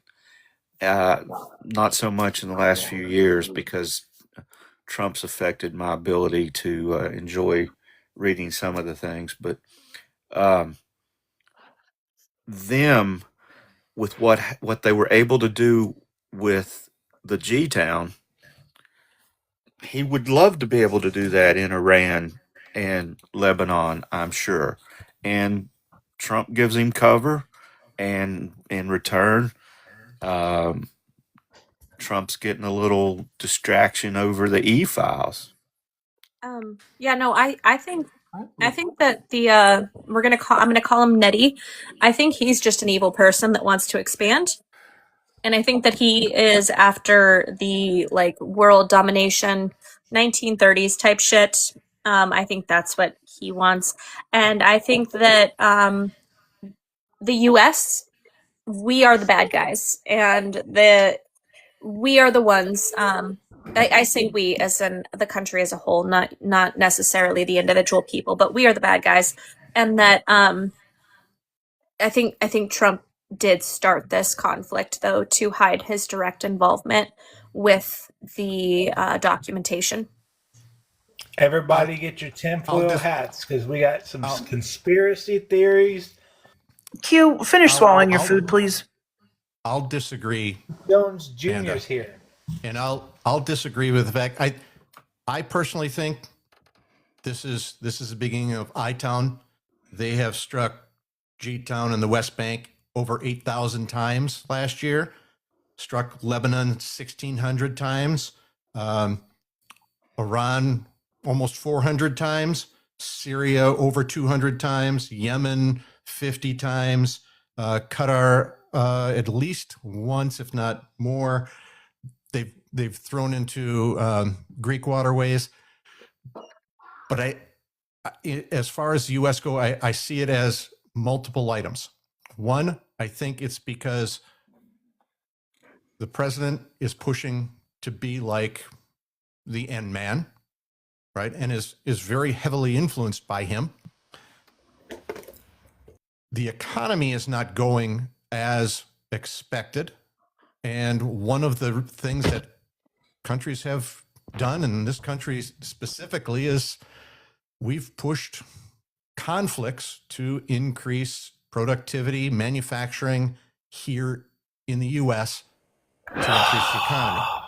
And lastly, I think when you look at the e-files, that's just an added coincidence. And when it started coming up, that was the push for it, right? Like a cherry on top. It didn't have accurate intelligence. One of the things is didn't have accurate intelligence on the school that was struck, and people in the military are saying that was the case. Let me guess. You all believe the water's turning the frogs gay. Y'all believe that? Monopoly, how sauced are you on a scale of 1 to 10? No, I'm just asking because you got your tinfoil hats on and you're saying all this bullshit. I just want to know. That's your people. We don't do that. That's do your you people. think the water is turning the frogs gay? That's your people. No, I don't typically believe Alex Jones. No. Something Joe Boo mentioned. Well, you sound just like him. No, her voice is more manly because Alex is a punk. You just said her voice sounds more manly. More manly. That's an insult when about Alex Alex Jones, being when not Alex manly. Jones sounds like this. He talked like this. So you're saying she sounds worse than that. He's a micro dude who's that is hilarious. Q, are you up here to smaller. do debate? Are you up here to talk about politics or just troll? We're not doing this. You're trying to derail the whole conversation. Joe Boo, you were talking about the number of times the boom booms that happened in the Gaza. If you watch any of the video coming out of any of the news or the creators from G-Town, it's unbelievable how totally leveled massive sections are. And there's no way that every part of that, was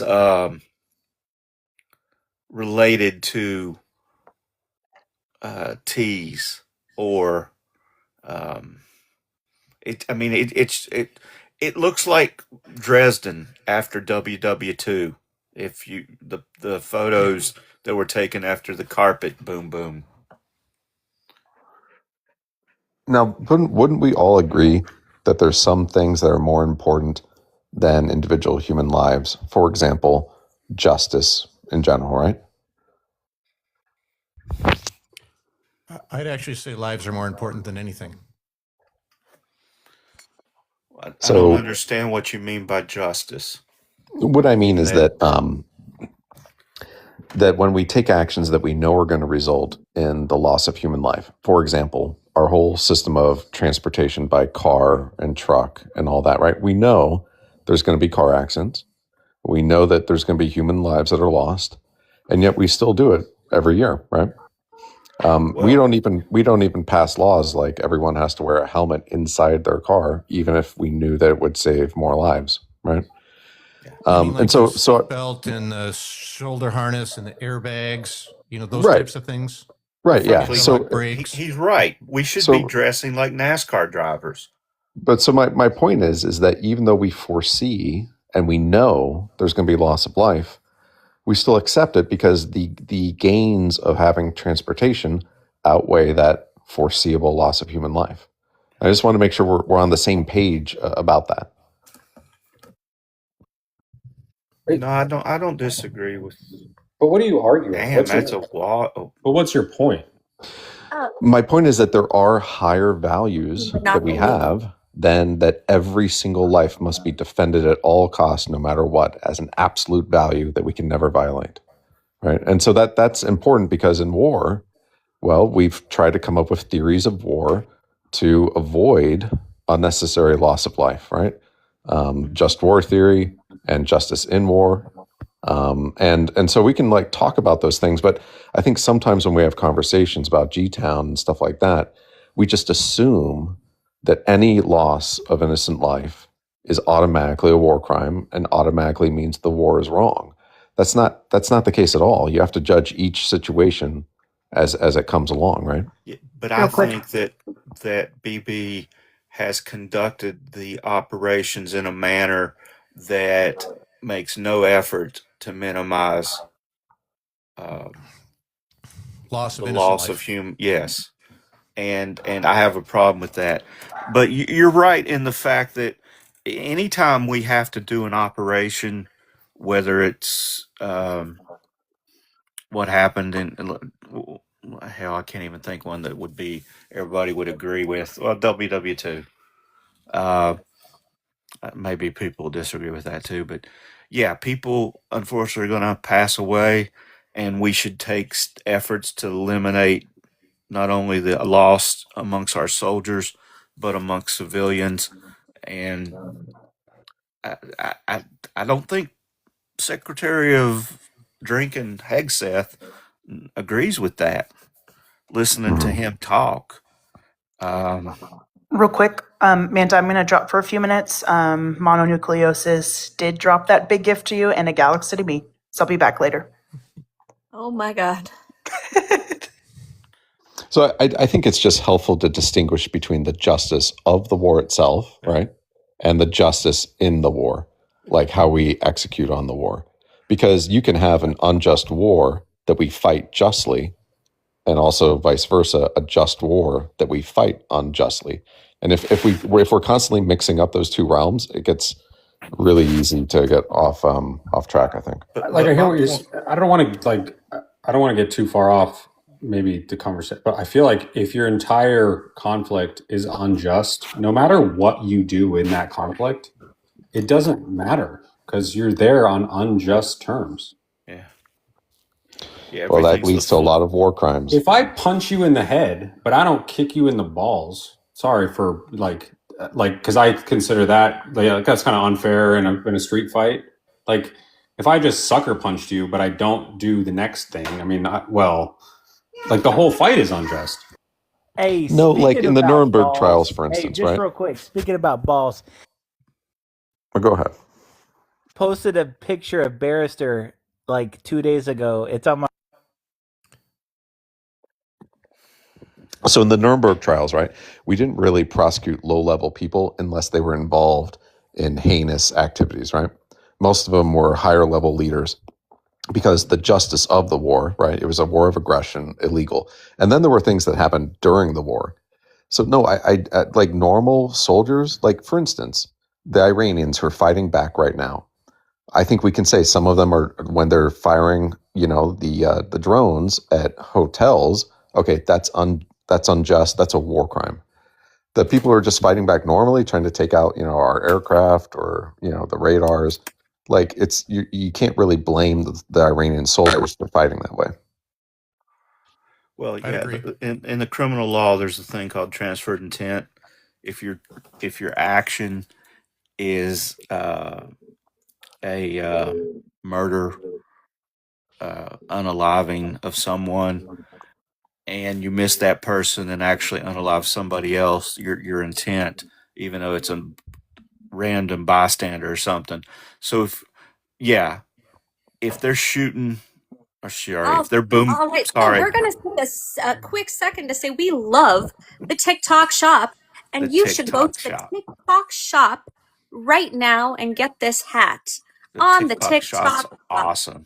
Because we love the TikTok shop and everything that the TikTok shop has to offer. So please, everybody, go spend all of the money on the TikTok shop. Also, guys, it is red to keep Fuzzard, blue to ban Fuzzard. Steph, thank you so much. Fuzzard, you owe Amanda a say blame octopi. America first? You owe Amanda an octopi for your mini slip-ups. Or I said one slip up. I ain't sending you a line. No. It can be a money gun, octopi, or your little hand heart thingamajig. Your choice. Choose wisely. Love you. Hey, Prophet, you want to give them the Latin? I was going to pull it out, but I thought I'd butcher it. Latin of what? America? Jus in bellum, as opposed to justice in war. Jus It's ad prepositional, right? Yeah, one's injustice in war and then just war. I think you made a very cogent point, America. I don't think they were very interested in hearing the cogent points. If I could briefly add, I think we can't take Iran out of history here. There's a very serious historical context for this. I've noticed lately the new leftist plan or the new leftist tactic is to say, or even the rhino tactic, is to say, well, it's Iran, like it's out of the blue, like we just attacked this country out of the blue. But of course we didn't. As a matter of, this country is the wellspring of all world tea since 1979, and we have been in a lethal conflict with them for that amount of time. And Trump has finally had the bravery to tackle this bull by the horns, I'd say. Why did Iran in '79 react that way against their Because government? Jimmy Carter, the peanut-brained fool and a Democrat, abandoned our close ally, the Shah. If he had stood by the Shah, engineer who graduated from West Point, did you just call him? He was an an idiot? inept. If Malays, anyone who says he was a good president, I think, is not going to find a whole lot of company. Did you insult his intelligence? Yes, I think in foreign policy he had all the foresight of Helen Keller. Okay, you do realize what we as America did to the government of Iran in the 50s, 1953. Yes, Kermit Roosevelt led a small coup d'état. About, I think, 200 people were unalive, like something like that. But it went on way past that because the Shah, the White Revolution. How did he rule? He ruled like a modernizer who was America's friend. He ruled like America's friend, but yes, he was the Iranian people's enemy. No, he wasn't. To all the fundamentalists, absolutely maybe. Was. To the radicals, certainly. To the Trump, liberals, to anybody probably. who disagreed with him. Pardon? To anyone who disagreed with the Shah. Not at all. If he had been tougher on the Ayatollah, he wouldn't have had any problem at all. But because of our poison advice, we tell him, yeah, let the Ayatollah go. Also knows what's good for you. Let him go up to Paris. He'll be fine up there. No, he wasn't. He fomented a revolution which caused untold suffering in the world ever since, and would have led to an arms race in the Gulf had not Trump stepped in. Well, Prophet, just for the record, you do believe that it's America's obligation to conduct regime changes around the world to install people that support America's version of what their government should be? Well, not our obligation. I wouldn't say our obligation. It's our privilege. Okay, so yeah, okay. I would just add to that, it's more like an opportunity, right? If the opportunity presents itself, where you have on one side these people who are, it's a theocratic regime of Tigrism, right? They believe in the Mahdi. It's made its name oppressing women. Yeah, they're the cause celeb of the left all of a sudden. Yeah. I'm not surprised, America. What do you think would have happened? What do you think would happen if the government didn't have a central bank to print this money and they would tax the people? And where do you think all of this spending is eventually going to land in the future? Like, well, you guys realize that you guys realize that long term. Either of you. Was that to me or to who? Go for it, Prophet. Long term, I'm happy to deal with it. Long term empires try this, and eventually you run out of money because a bank can't print enough money to support this kind of stuff, and it leads to hyperinflation and a crash of an economy or a civilization. Yeah, it's called civilizational progress. There's no country in the world that lasts forever. I'm sorry to tell you, everything has a shelf life. Are y'all doing like a MAGA, a MAGA on MAGA session right now? What are y'all doing? I think we're intruding, but no, I had a quick question. Should we leave? I don't think I thought flag it was is an MAGA. intelligent conversation. I guess it was wrong. I would think flag's America first, right? I'm certainly not MAGA. Yeah, which Trump is not. I mean, Trump is not America first. I had a question for the top three. So given that us, along with Great Britain in 1953, basically staged a coup, which overthrew the democratically elected Iranian leader at the time. So do you guys think that maybe Iran, and actually the Middle East, who has just continuously, decade after decade, been boomed and boomed and boomed by us, do you think that their D2 America chants and hate and distrust in the United States, do you think that those two things might be related or linked? Of course. Our engagement and our policing of the world leads to direct radicalization of people, and especially as we unalive their young girls and kids, how many terrorists do you think are going to sprout out of stuff like that? Yeah, we This does agree. not make us. This does not make us safer. This makes us more unsafe. And the next regime is going to create this power vacuum if we continue doing this nonsense.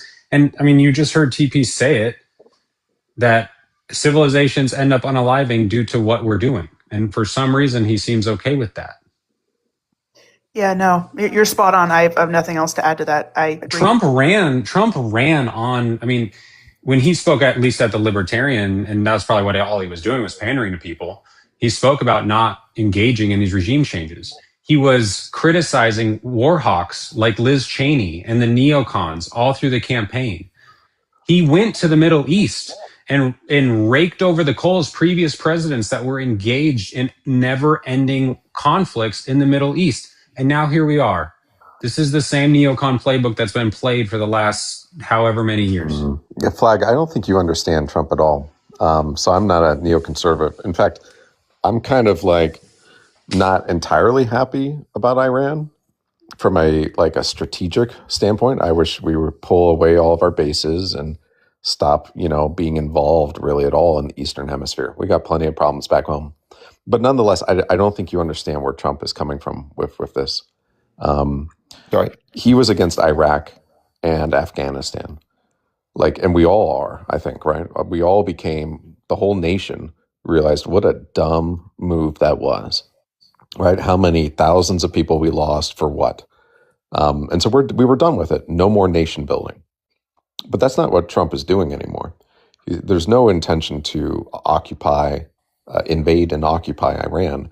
The intention isn't to build a nation. The intention is to destroy a nation. And I think 2 weeks in, I don't think we can jump to it's going to be a 10-year occupation.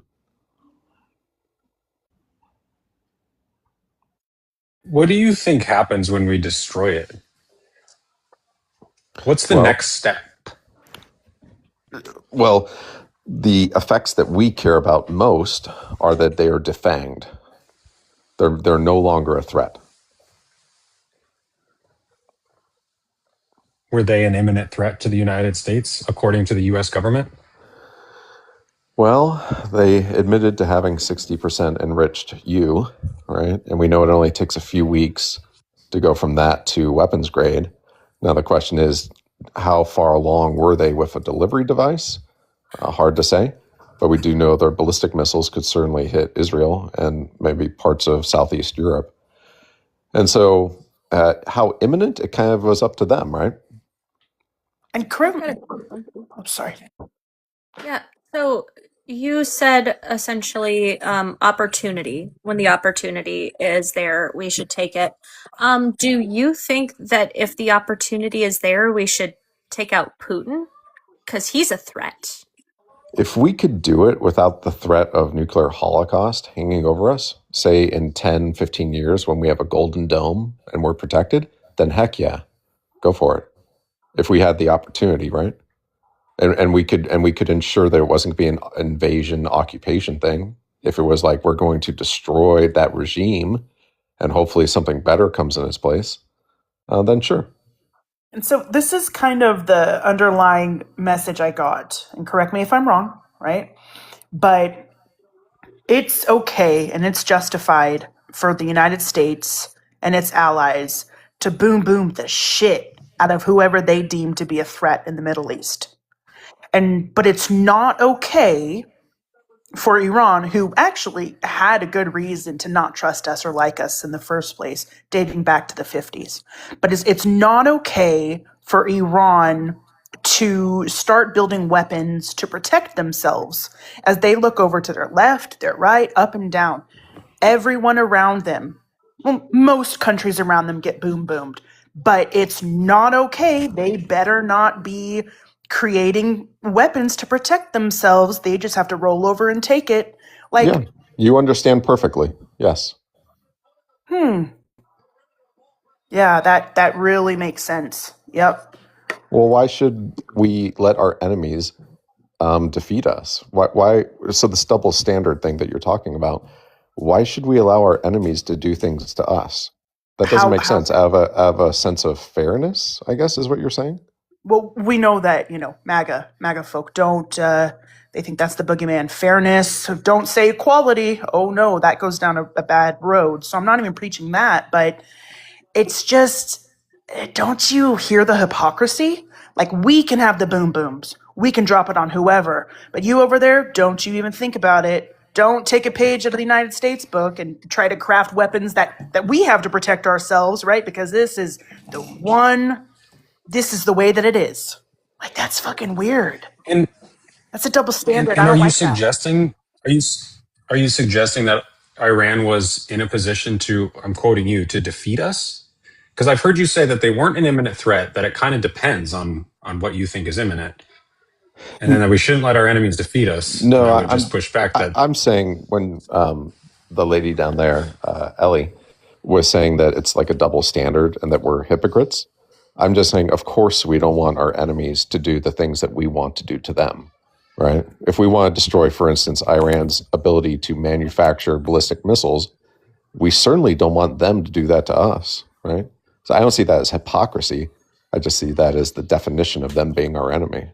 It's just like so wishy-washy. I don't know, Manda, Jobu, Army, Slugger, like the rhetoric has just been all over the place about what Iran has, what they're in the process of having. Wait, but they're actually a threat, but they're actually just on their way to becoming a threat. It's just this back and forth of bullshit. May I offer a clarifying statement for myself? Sure, I TP. just want to reply to Ellie Please. there, because I think you're right. I think there's a definite hypocrisy that we're looking at, right? So the I country, Iran, we had the ability for U.S. and NATO to go in to inspect their program. That was demolished with when somebody went and tore up the agreement. That had stopped all of the U.S. investigation, all the NATO investigation and reviewing of their nuke program. We don't trust them. Yet we've got I'll call it a partner in the I country that has never let the U.S. or NATO or any other force come in to review their program. So that's where I kind of raised the red flag of saying, why would we not trust these individuals who said, yeah, come on in, you can see all this, but yet we trust the ones that say, nope.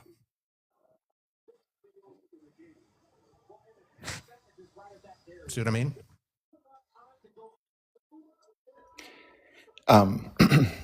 I do, but I would offer that I think the problem, the genesis of all these complaints is the predilection of Americans to think they have a right to complain about everything that their government does.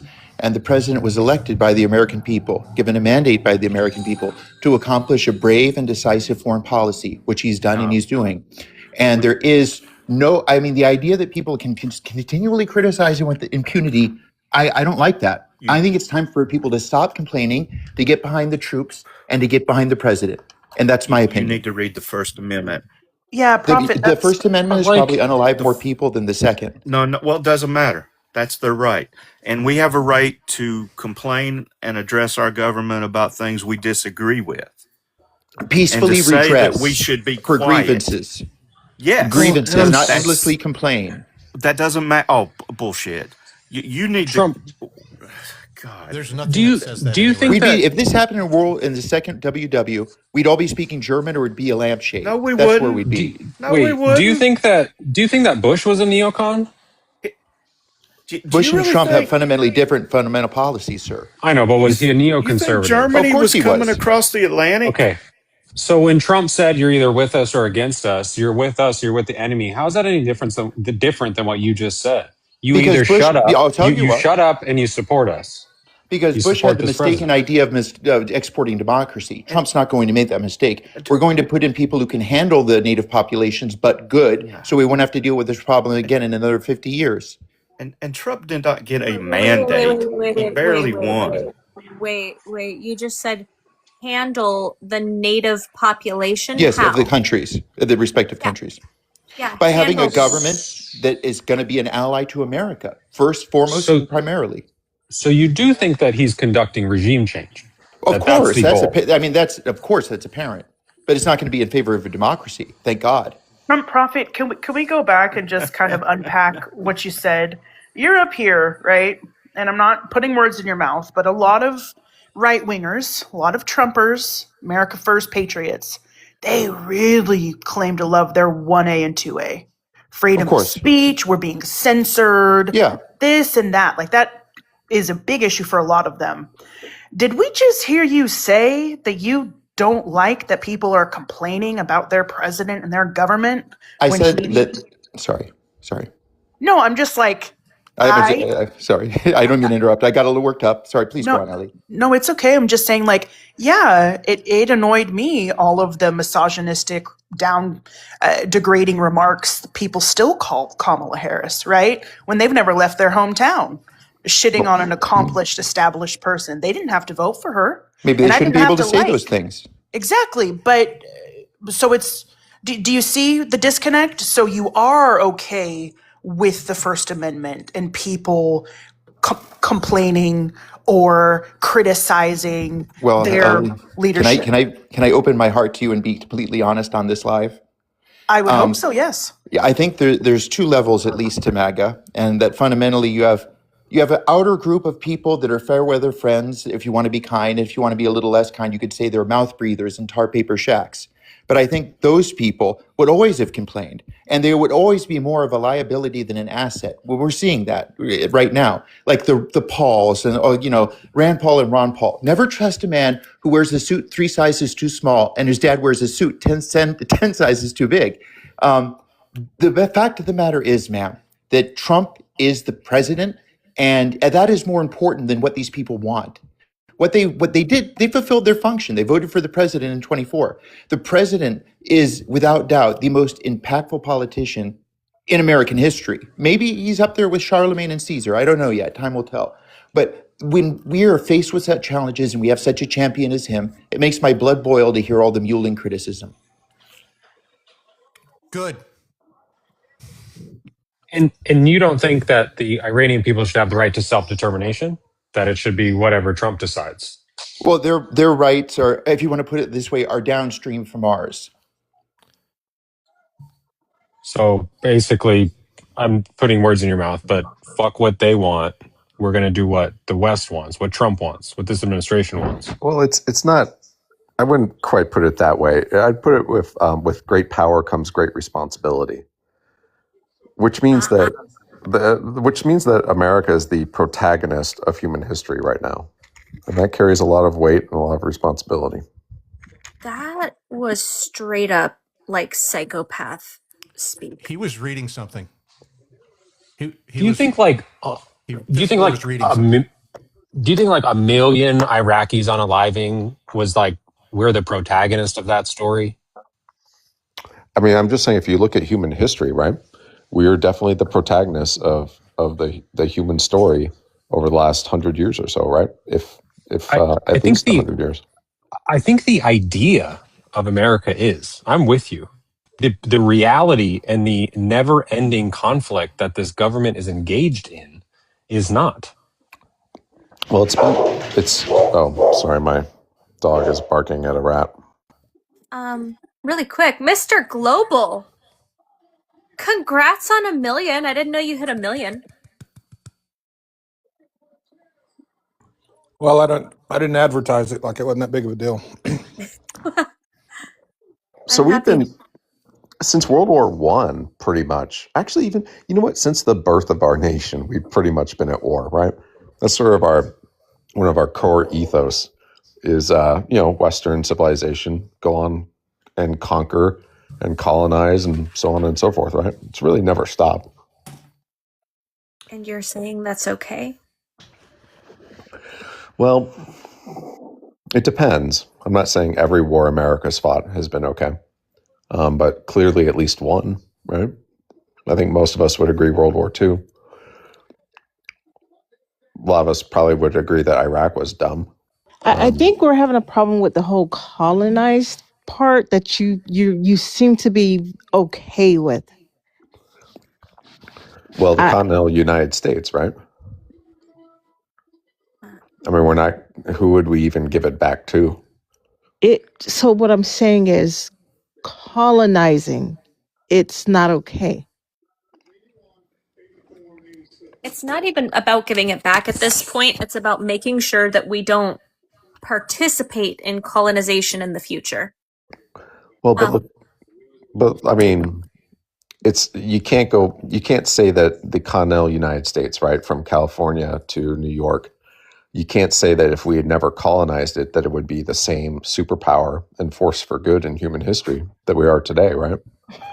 So, I mean, we can say that it was like bad colonization, but the results are really, really good. For who? This The is world. For the world. Mm-hmm. Yeah. James K. So Polk.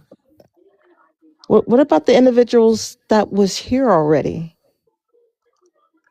Like I said, they wouldn't have built this superpower, Their According culture, to their who? civilization couldn't do that kind of thing. Well, I guess we'll never know. No, we know. No, we don't. Well, they didn't have the kind of. I can't. He's eating into the microphone. I can't. I thought what he said would be the hard line, not the eating part. That's why. What he said, like, that's straight up.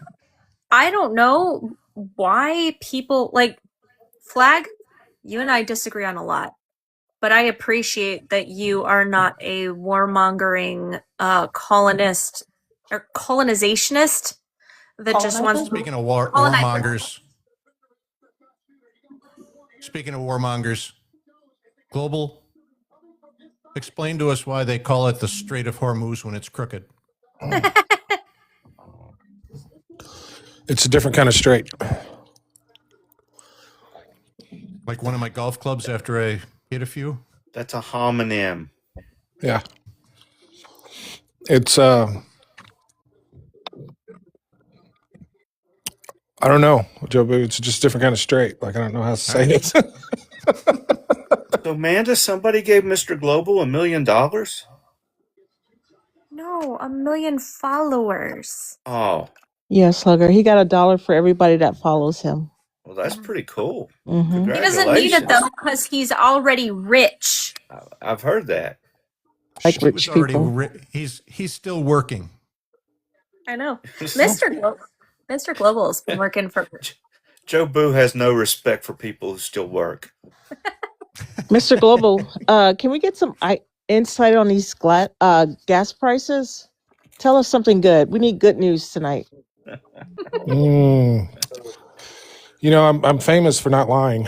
So Well, she just asked you to lie to her, so good luck. Yeah, just by Tuesday. Just tell me because I have to go out of town. Yeah, so just by Tuesday, I need food to go down and I need gas prices to go down and hotel prices, please. Thank you, Robbie. take And I advantage need of any wages to go up. rewards points you might have, or man, discounts. Oh man. Join Wisco and rob a bank. Yeah. Oh man. So with the Strait of Hormuz being closed currently, that does not mean good news for the oil prices, does it? Nah, not generally. Ouch. It's so each one of the countries that's in there, like Saudi Arabia's got like 60 days of storage, and does Qatar have 14 days? What happens when they fill their storage? Let me reframe what Amanda said here just a little bit. Okay. So there's this doomsday event that we've been talking about for like 60 years. And all the things that could happen, like if it ever occurred, we've been talking about this for 60 years.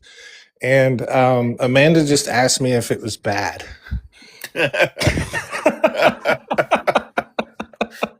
Thank you so much, Jay Miller. Hey, Mr. Global, is Armageddon bad? No, it really is bad. Yes, and he didn't say no, Amanda. Just putting it out there. I think he's not going to tell you to. You should short stock on pretty much everything. I So here, have not. here's what I can tell you, Amanda. So about 10 days ago, I put a video on YouTube. Joe Boo might have seen it, but it's called The Third Week. Did you see that, Joe Boo? Yep. Yes. Okay, so the closure of the Strait of Hormuz is something that's been studied for decades and simulated and modeled thousands of times by every major military in the world. Okay. Every model and simulation that has ever been done has stated that by the end of the third week, the strait must be open to avoid a global economic collapse. Monday, and also in that video, which I posted about 10 days ago, I said by the end of this week, nations from all over the world will be planning to go to the Strait of Hormuz to force oil tankers through it. I think it was today or yesterday when Donald Trump asked them all to do just that. So the really eerie and creepy thing about this is that the events that have occurred over the last 2 weeks have been exactly and precisely what every single simulation and model has said it would be, literally down to the day.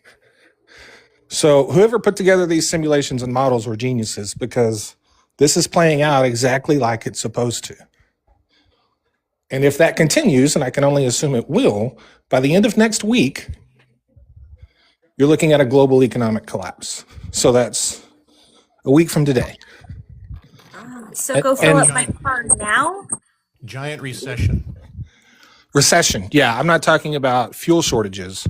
I'm just talking about a global recession. Like, so, we had the recession there, the Great Recession. Imagine that, but on a global scale, where like every country is having it. It would be the beginning of that. Now, we've bought a few days on that 3-week timeline because we have the East-West pipeline that has expanded capacity through Saudi Arabia. And plus, Iran has been allowing some Chinese tankers to go through. So there's been some trickle of oil that may have bought a little bit more time. But regardless, time is running out.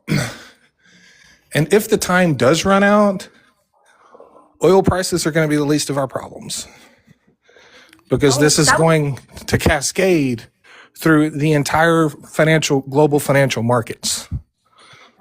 And it's going to be a lot more than just oil. And don't forget that 20% of the world's natural gas or liquefied natural gas goes through there as well. So there was another point though that I think I actually learned it from you with Trump releasing the SPR. He's not selling it to the oil companies, he's giving it to them, and apparently with a promise at some point they'll replenish it a little bit more, but it's like $100 a barrel. Yes. So, and this is just stupidity at its finest. Donald Trump doesn't want to do anything Joe Biden did, right? So he didn't want to sell oil, so he's just going to give it away. Now, this is called an exchange. And exchanges are a thing that we do in the SPR, but not for this scenario. An exchange is when, say, a bad storm hits the Gulf Coast and a refinery loses access to oil, and we give that one refinery some oil for a couple of weeks until they can get back going, right? That's what an exchange is for. A very small thing, maybe give a refinery a couple of million barrels and they give it back, pretty quickly. So what he's doing is he's going to loan 172 million barrels to the oil companies. And there's no time when they have to give it back to us. Now they're going to give us back 200 million barrels. The timeline is very vague. It's just when prices are low enough that it doesn't disrupt the market, which generally means $60 a barrel. In the process of this, we're going to lose billions of dollars. And oil companies are going to make billions of dollars. So basically, I don't know if you're familiar with arbitrage, but it's an economics term. If we sell the oil at today's prices, we would make $17.2 billion. And then when we bought the oil back at the same price they would give it back to us at, we would have all the oil back and make $6.2 billion. or we could spend the whole 17.2 on oil and end up with 286 million barrels back in the reserve, when they're only going to give us back 200 million. And that's the arbitrage there. So when you give away a product, you also give away the arbitrage that you can earn with it. And that's what we're doing. So the oil companies are going to make roughly $8.6 billion on free oil that they don't even have to buy. And we're going to lose billions of dollars on an investment that is worth 3 times what we paid for it. Because right now, the oil in the SPR is worth actually more than 3 times what we paid for it, and we're still going to lose money on it. Because So Donald you're Trump... saying we shouldn't trust Trump with a casino. No, what I'm saying is this is another ridiculous thing, and it's only because Donald Trump doesn't want to do anything like Joe Biden did it, even if Joe Biden did it the right way. And that's the reason we're doing this. An exchange has never been used. Well, there's one time in history an exchange has been used for an event similar to this. Well, there's nothing similar to this, but to a really bad event. And it actually caused oil prices to go up instead of down. And that's because when you pump something into a market, right? So we're going to pump 172 million barrels into a market, and they're thinking that'll bring down the price of oil. But 200 million barrels has to be returned. And as far as the market's concerned, the market's losing 200 million barrels, not gaining 172. So it's not going to help oil prices. There could be a very short-term drop, like a week or two, and then they will go right back up. And the one time we did this, that's exactly what happened. And matter of fact, oil went up by $2 a barrel.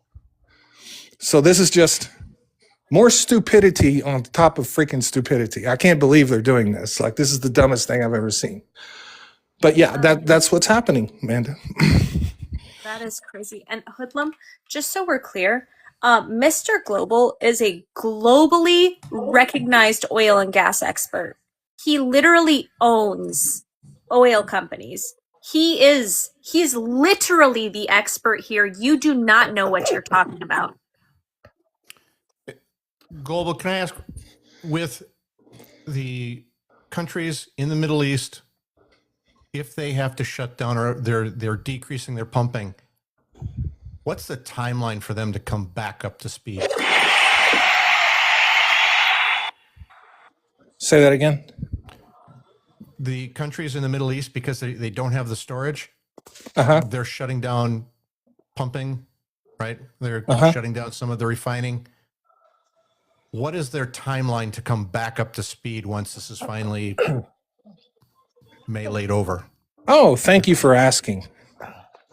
This was a question I got from David Wethy at Bloomberg News the other day, Hoodlum, in case you were wondering. Actually, it's not that long.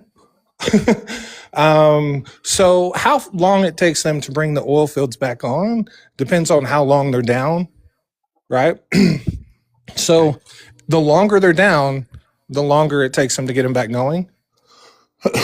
And right now it's not bad. Like, if we needed to, do it in the next 3 weeks, it would be fine. Probably take a few days and everything would be good. That's not true on the LNG part. It's going to take Qatar probably a month to get their LNG going. If they started right now, it would be a month from now. So the LNG, a lot longer for now. And the oil fields will depend on how long they're shut down.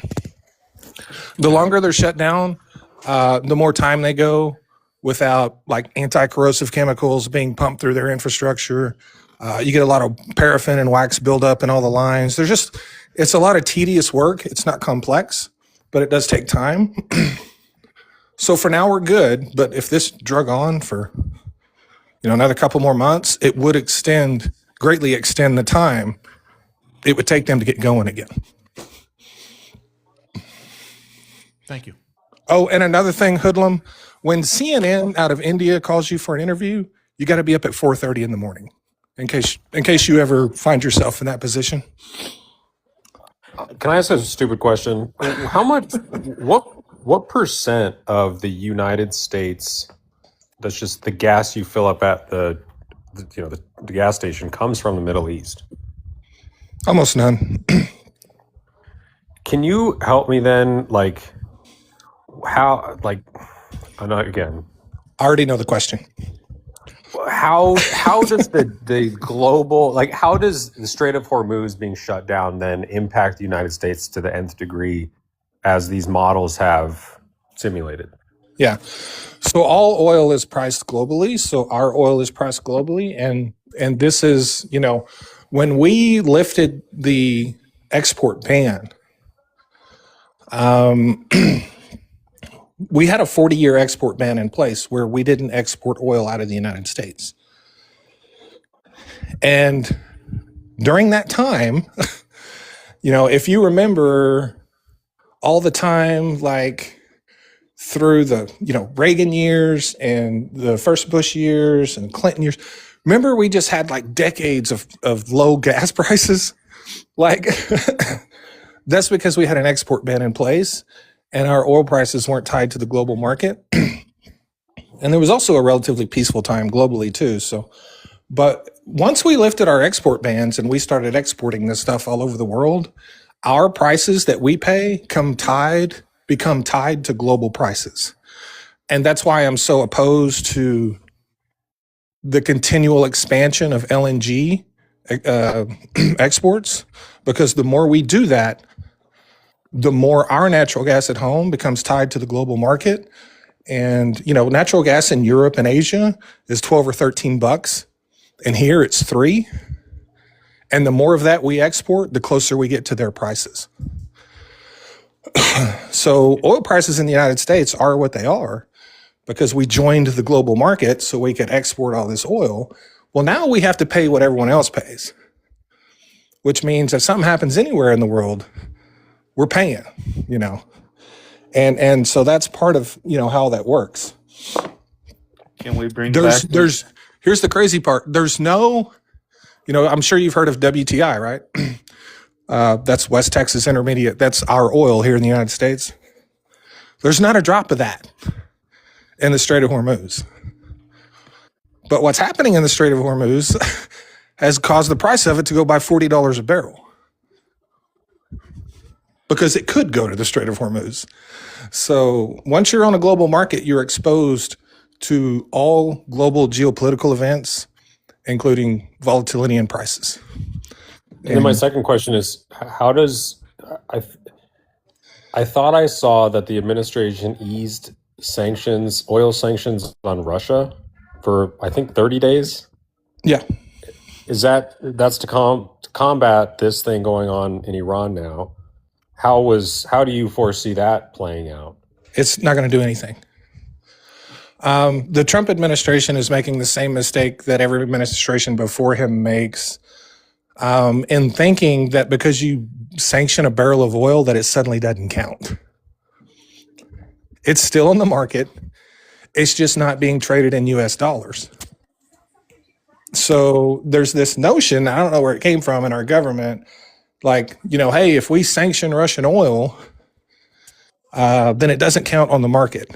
It does. It absolutely counts on the market. The only thing it does is it shrinks the buyer pool, the number of countries that are willing to buy it in their currency. So the only thing relieving those sanctions on Russian oil does is it does make it available to European markets where they couldn't buy it before, but it does nothing for oil prices. It simply takes the existing oil that's still on the market, that they pretend is not on the market, and makes it available to more people. So that's something they did to help our allies, but at the same time, it fills up Russia's war chest for their war with Ukraine. Because right now, Russia's getting over $90 a barrel for their oil when they were getting, I think it got all the way down in the 40s, not that long ago. 48. So, yeah. I just looked. Can we get that export ban put back in? It's almost impossible at this point. So you're saying there's a chance? Is there a way? It's definitely a Dumb and Dumber League chance. Yeah. So That's right up my alley. Sorry, Amanda. You said specifically that global market prices affect us. Is there a way that Trump could take us out of the global market and be more isolationist? No, that's basically what Slugger just asked me. To do that, you would just stop exports. The problem is when we started exporting all this oil and and really the bigger problem from us isn't that we export oil, it's that we export so much gasoline and diesel. Which is really why our prices are always perpetually high, no matter what. Now that we export all that stuff, we have trade agreements and we send them stuff, oil, gas, and diesel, and they send us stuff. They send us cars and car parts. They send us coffee and bananas and just, you name it. They send us, well, if we stop sending them stuff, they're going to stop sending us stuff. So you can't just cut off exports. Because now you've created a huge imbalance in the entire market for a broad range of goods. So, and that was the whole argument back in 2008 when they were talking about this. If you ever lift this export ban, we'll never get it put back in place. That's what the Democrats were arguing because they were against it. They're like, we'll never be able to fix this if it's not the right decision. And, they were right about that.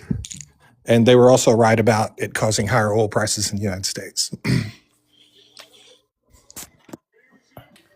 I just looked here quick on my old FERC list. Cameron Parish, Louisiana came on board. But there are still LNG export terminals that are under construction or that have been approved that are not under construction yet. Is that going to crush us as time goes on with natural gas prices if we continue to export it? I believe it is. A lot of people don't, but I believe it will because there's this very dangerous thing in the industry. They have this never-ending optimism where they think we can produce unlimited amounts of oil and natural gas out of all these basins around the country. And no matter how much we can export, they believe we can just produce that much more. But they don't understand the life cycle of a shale basin. A shale basin is a basin that produces unconventional oil or natural gas in the United States. These oil fields and these natural gas fields in this country, they have a life cycle and they will die.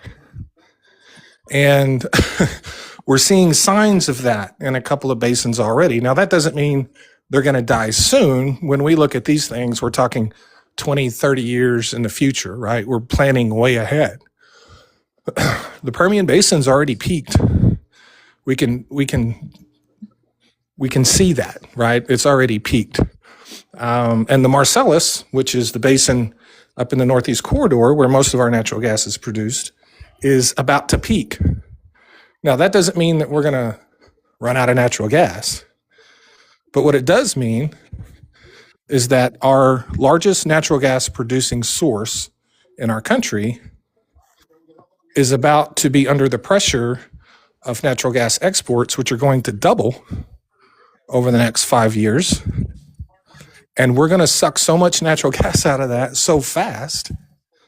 What are we going to do in 15 years when it can't keep up with our domestic use and the exports? Who's going to get the natural gas? Are we going to get it? Who's ever paying the most? Or is exactly whoever is paying the most? And guess who pays the most? Foreign countries. It's not Emerging us. countries. Exactly. It's not us. So that's my concern.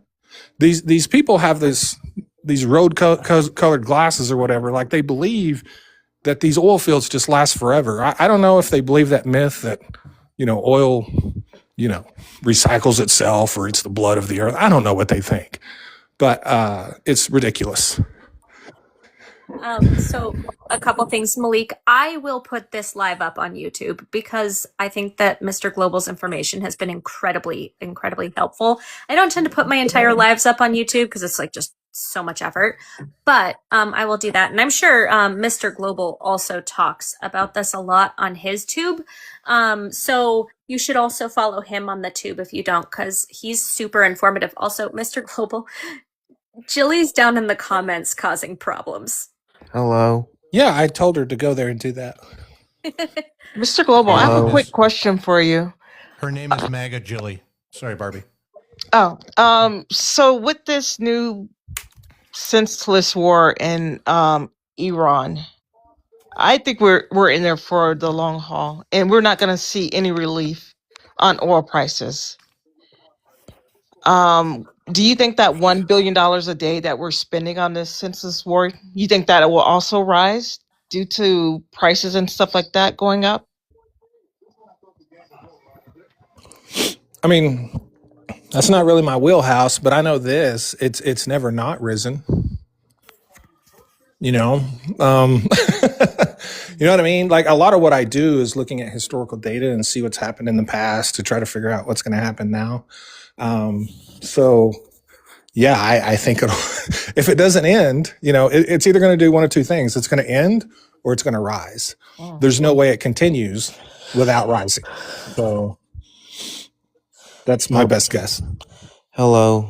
Oh my God. What, Mike? I have a question for Mr. Global.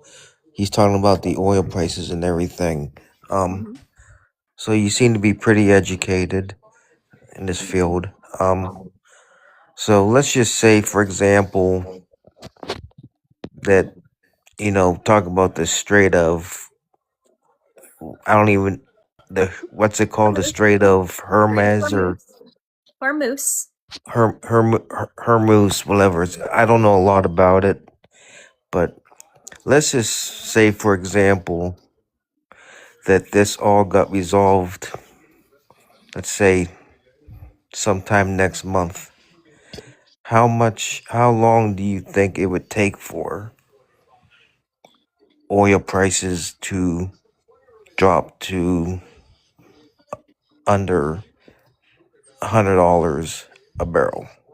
In your honest opinion, if it ended next month sometime, how long do you think? Under 100? Yeah. Oh, like probably immediately, pretty quick. Yeah. Yeah, it would, oil would drop under 100 pretty quick. What would take a long time would be for it to go back to like 60. But it would probably drop to like 80 fairly fast, but it would hang around $80, $85 for quite a while until everything got lined back out and we kind of recreated reestablished homeostasis sort of. It'll take a while, but it'll go back under 100 pretty fast. So, I also heard that, and I don't know how true this is, but I heard that the leaders in Iran are begging Trump to make a deal with him. They're ready to. They have an offer on the table, but the only problem is he doesn't like the deal, and it has to do with getting. It has to do with not using the U.S. dollar, using a different type of currency. I think where that come from is Iran said anyone can pass through the Strait of Hormuz with oil as long as it wasn't bought with U.S. currency. I didn't hear that was a deal to end the war. I just thought that was something they were doing in the moment. But I don't pay attention to anything Iran says because they have 4 or 5 different leaders over there that make statements every day, and all 4 or 5 of them say the opposite thing every time they speak. And a lot of their stuff's just propaganda anyway. So I don't pay much attention to what Iran says. I pay about as much attention to what Iran says as I pay to what our leaders say. I mean, So what you're saying is you're not listening to Hoodlum? No, I'm saying I don't know Trump who or Hoodlum Hoodlum. is. But Is Hoodlum a leader? he may be. It might be Donald Trump. in his own mind. He could be. I don't know. We don't know who Hoodlum is. Could be anybody. Yeah, Hoodlum is itching to come and debate you. He said that he can out debate you, and he's actually the real oil tycoon. I'm And sure that he he is. has 20 million followers to your 1 million. Huh. Wow. Mm-hmm. I wonder if Hoodlum is Bob. Yep, and that he won a race on a motorcycle running from cops, and you did it. Yeah. The I've problem never is, ran from cops on a motorcycle, so that's true. That is funny. But no, I love your content, Mr. Global, and that information that you gave us. While I didn't want to hear it, I think that was freaking awesome. Thank you. And if I could make a quick public service announcement, don't run from cops. They have radios. They have friends who also have radios. Everybody's armed. I mean, just take the ticket. I mean, if you get away. Stop by the emergency, not the emergency room, stop by the hospital and visit the people in the ICU. Ask them if they've got anybody in there from a motorcycle accident. They probably do. And then see if that looks like a nice way to spend a few months. Now, but no, if you did have a dozen donuts in your vehicle, you got a better chance of just dropping them out. Stop and That's put them true. on the curb and then floor it. Yeah. That's true. Plus, if you get away, they'll just be waiting on you at the house when you get back. When you get home, that's a they'll good literally point. they'll be sitting in your living room waiting on you to walk in the door because it's not like they don't know who you are and where you live. Yeah, those license plates are actually written down. Your address is in a computer somewhere. Merlin. It's not like Dukes of Hazzard, where if Bo and Luke got away, they didn't go to the Duke farm and arrest them. That was the rules. If you got away, you were good. Hey, okay, Brandon. so couple things really quick. We need 43.8 thousand likes to vote to ban Fuzzard. I feel like we should ban Fuzzard. If you don't follow me on the tube or anybody on this panel on the tube, do I have, Mr. Global, do I have your tube in my bio? I feel like I might in my link tree. But everybody should go and follow everybody on the tube. Even Jobu. I'm sure he has content. I'm right here. I can still hear you. That's horrible. Other than that, I have 3 rolling gift goals, and we have my ex-husband who will contribute nothing other than his love of Marjorie Taylor Greene. I will tell you that Mr. Global has something that I have as well. We are the only 2 in the world to have them. Oh, I know what that is. The Cybertrucks? The Cybertruck. globally recognized Hawk fan mug. That's fun. Okay. Yeah, I got to come home one day and find that in my mailbox. Nice. Sorry, I tried to visit your link tree. How'd that work out? It failed. Okay. Brandon, do you want to explain why you were at the Capitol on January 6th in an I Love MTG shirt? Oh my God. That don't even look like him. It doesn't look like him at all. Yeah, it does. I've got to defend my client from these scurrilous allegations. I look Dominican. I don't think I'm allowed to comment on that, but that's slander of the highest degree. My client has been besmirched. Well, there he is on his couch outside of Yahtzee Barbie's house. That looks like Ryan Clark. That is definitely right. Oh, wait, hold on. 100% is him. Brown chicken, brown cow. You see what you do here? I come up here and all I want to do is just show you love and appreciation, and this is how you treat me. Mm-hmm. I don't get it. Hey, You know, just to let you know that Venezuela's beating Japan right now in the WBC. uh-huh.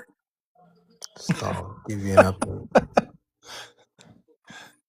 The device to measure the lack of care she has for that information has not yet been invented. Yeah. No, for sure.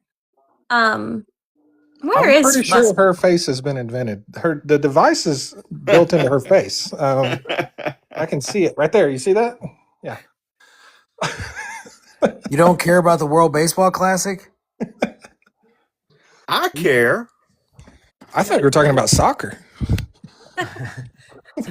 So, Mr. Global, is the rest of the world suffering with the gas prices like we are?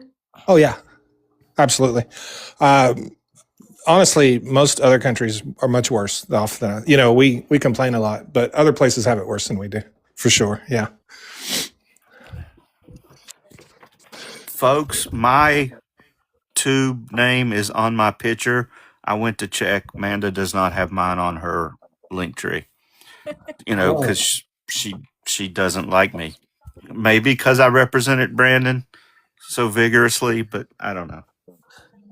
I want to let everybody know what I do. When I go into MAGA spaces and they're talking about gas prices, I just go to Mr. Global's videos and say his predictions in those MAGA spaces, and Does I he know thought that you're doing that, Brandon? yeah, it's pretty much Are you citing him as a source, Brandon? I say this really smart guy that I know. Okay, but are you also paying him, Am I paying Brandon? him? Yeah, Am I paying him? You yeah. don't have to pay for that. Yeah, You don't know that, yeah. You've Mr. got Global. I think you have a case here. Mr. Global. You've got all my checks, right? I I think think you he's have the a one. case. He's the one that would determine whether they have to pay for that. Slugger. Yeah, I'm not. Mr. my defense of Brandon never ends. I think you have a case here, Mr. Global. No, I know you're already rich, but Slugger. You got this, right? Yeah, this is this textbook. one's okay. This is textbook copyright, trademark, plagiarism, all that good stuff. No, It sure is. no. There's no plagiarism here. This like NIL copyright stuff, all that. He's not in I just class. figure when Mr. Global makes a video, I can use it in MAGA spaces. Of course you can. That's what it's for. There you go. I was hoping you went into MAGA spaces and said, I paid 28 cents today, gallon of gas. You know what it is? It's just like those napkins that Slugger steals from that whatever that hotel he goes so to. you know about it too. Oh, I remember that from way back. That was like 2 years ago. Oh man. They're not stolen. They are gifted. And then complimentary. he puts chicken nuggets in them, huh? No, that is two entirely different conducts. You got to pay for those chicken nuggets. You don't get to just I keep do those. pay for them. Amanda's complaint was that I took them into the movie theater. So he did pay for the nuggets, but he smuggled them. So that's if where the movie nugget theater smuggler came in. sold chicken nuggets, I'd buy them there. No outside food or drink. That's just a suggestion. No, Chicken that's on nuggets their speed website. limit does not sign. qualify as food or drink. That's selfish though of that movie theater. Speed limit to be sign honest. is just like a suggestion. You might want to go 65 here. If you're in a hurry, you probably ought to drive a little faster. Oy vey. So Jobu, how do you feel about DHS being defunded right now, knowing that neither FEMA or TSA and whatever other agency, Each and every agency Coast Guard should have had dollars in their budget. They mishandled it to the point where they need money. Right? whose fault do you think it That's is? the absolute Christy, fact no. of it. Right?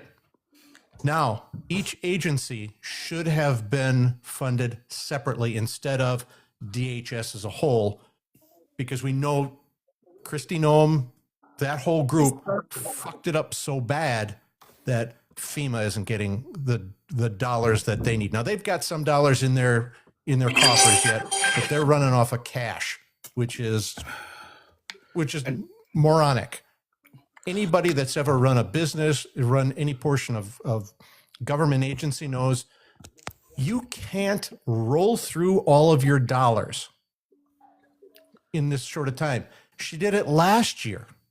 Yep. And she did it again this year. Hey, Mike. It's stupid. Mike, I got a question for you. What do you think about Trump only approving FEMA money for the areas that voted for him and trying to punish people because they exercised their rights and voted for a non-felon?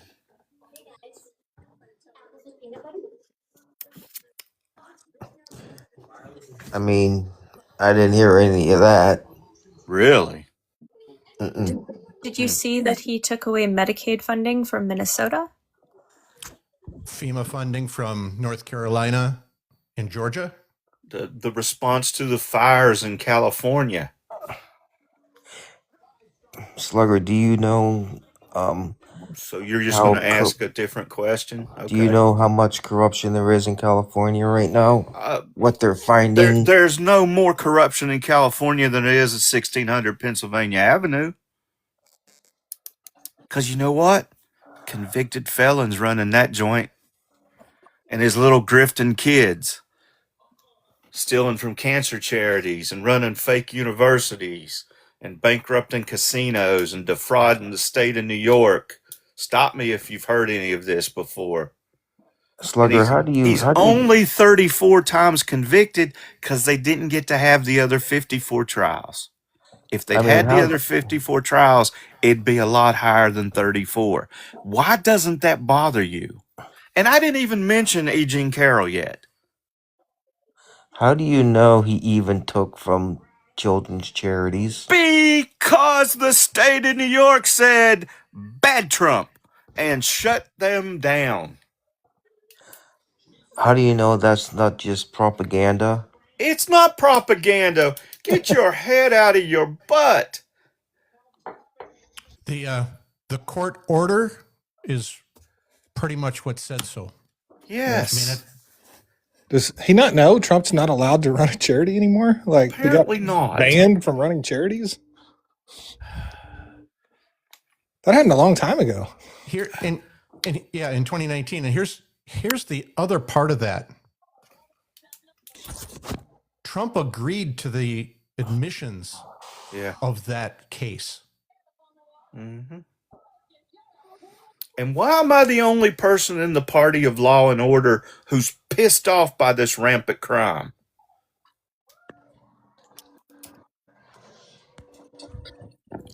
I don't know, but you're starting to sound like Kevin Spacey a little bit. No, I don't like little boys. When you do, I'm not saying that. I'm talking about when you were doing your like Southern law talk a minute ago. From House of Cards. When you said someone scullied your defendant's characters. Besmirched Brandon's reputation. It sounded like Kevin Spacey in that one movie. House of Cards? Or no, I think it's To Kill a Mockingbird. It was one of those, the Southern set movie where Samuel Jackson was in it, and he was on trial. Kill. Yeah, Time to Kill. Yeah, it's a good film. Good film. You know, Okay. Go ahead, Mike. I got another one for Joe Boo. So Republicans have said that they won't they'll vote no on any legislation until both DHS and the Save America Act is funded. No, that's not what they've said. That's what Trump has said. Trump said he won't sign any legislation until the Save America Act is enacted, which is fine because they can pass legislation and if it's not signed by the president within 10 days, guess what happens, Mike? It becomes law. It automatically becomes law. So he has to veto it. Right. He has to go on record against it. The only way that it doesn't become law is if he vetoes it, or it becomes a pocket veto, in which, in other words, it went through the House and the Senate, it gets approved, and then they go on vacation or are not in session. But there's also, assuming the Democrats would work with the Republicans, there's a veto-less solution as well. Yeah. You weren't ready for that one, were you, Michael?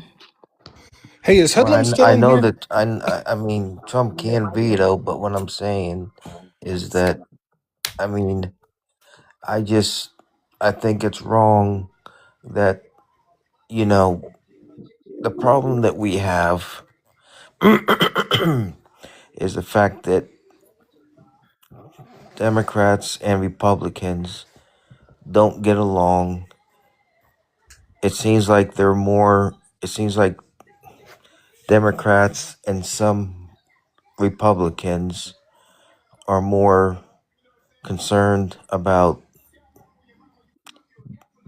getting Trump more than they are about passing legislation that can lead our country in the right way.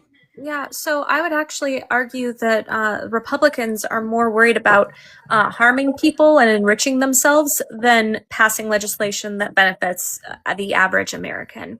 That's what we see through all of the legislation that is proposed by Republicans. So I don't think that you get to say it's the Democrats just not wanting to side with Trump when his policies and the legislation that's put into the legal sphere is just damaging. Hey, Mike, what's wrong with making ICE take the mask off? What's wrong with making ICE identify themselves through a nameplate?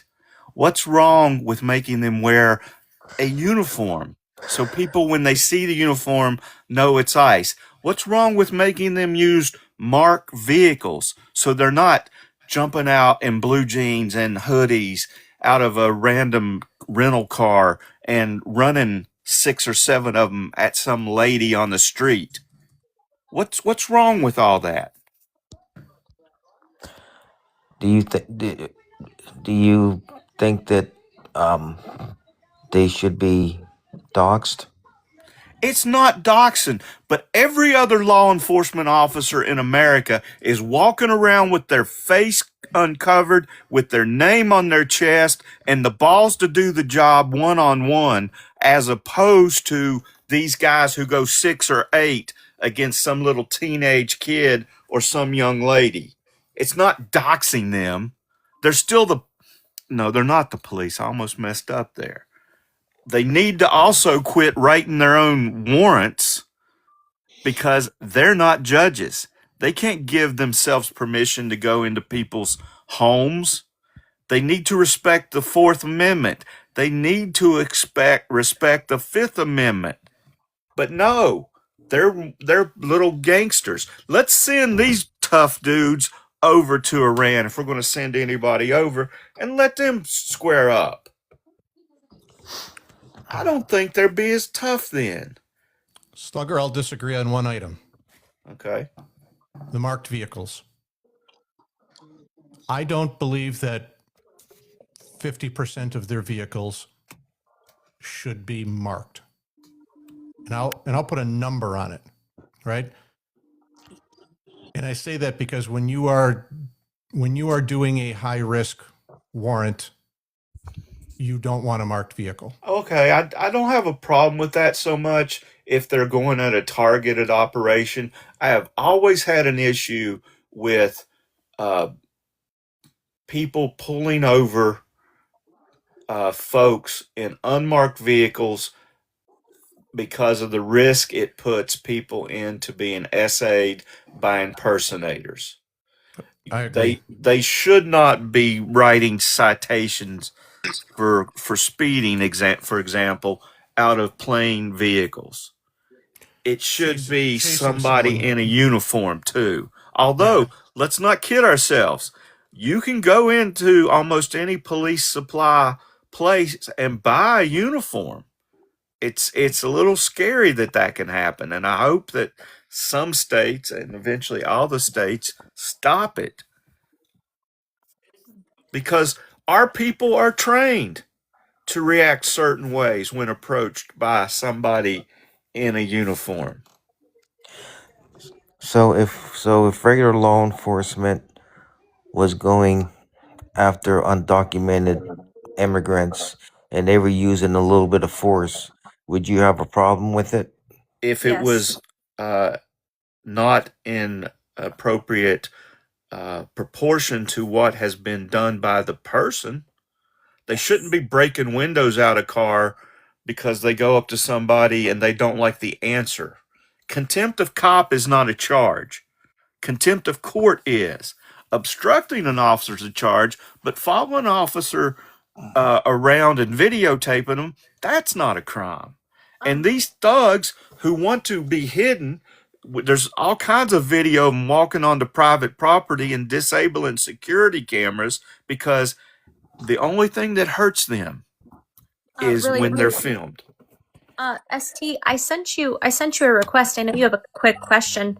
I sent you a request so that you can come up here and ask it really quick. But Amanda. I don't know if you got it. What's up, Global? I got to step away for a minute because Hoodlum left, and this guy with News Talk out of Auckland, New Zealand, needs to get me on the phone for an interview tomorrow. All So right. I'm gonna stay here in Teacup or whatever, but I might get disconnected. But I'll because it's only going to take a couple minutes for this phone call. Okay. Is Hoodlum going to be on that same phone call with you? Well, I was been looking for him. I'm like, dude, Samuel wants to talk. Where are you at? And it's like, That would be so awesome. I'll be back. But this is globally recognized oil and gas expert, Mr. Global, and Some I don't know if I'm TikTok saying this right, jackass. Hoodlum. Yeah, some TikTok jackass that thinks he knows everything and doesn't know how to use words properly. Are you talking about me again? Yes. So Slugger, Yes, sir. do you, back in I think it was 2016, I think it was, Okay. when CNN went in a ride along with ICE during the Obama administration. They were going to go pick up people, and they say sometimes we make mistakes, and the reporter from CNN was like, oh, you make a mistake, you make a mistake. But Okay. it seems like if No. They make mistakes and they refuse to acknowledge it. I've seen videos of them accosting someone who says, quote, "I'm an American citizen. I have my passport in my back pocket," and is told, "I don't care." And they arrest them and take them off to someplace and make them sit in a little room for 8 to 10 hours. That's wrong. who told you that, I CNN or saw MS it. Now? I saw it. What part of me saying I saw it was not comprehensible?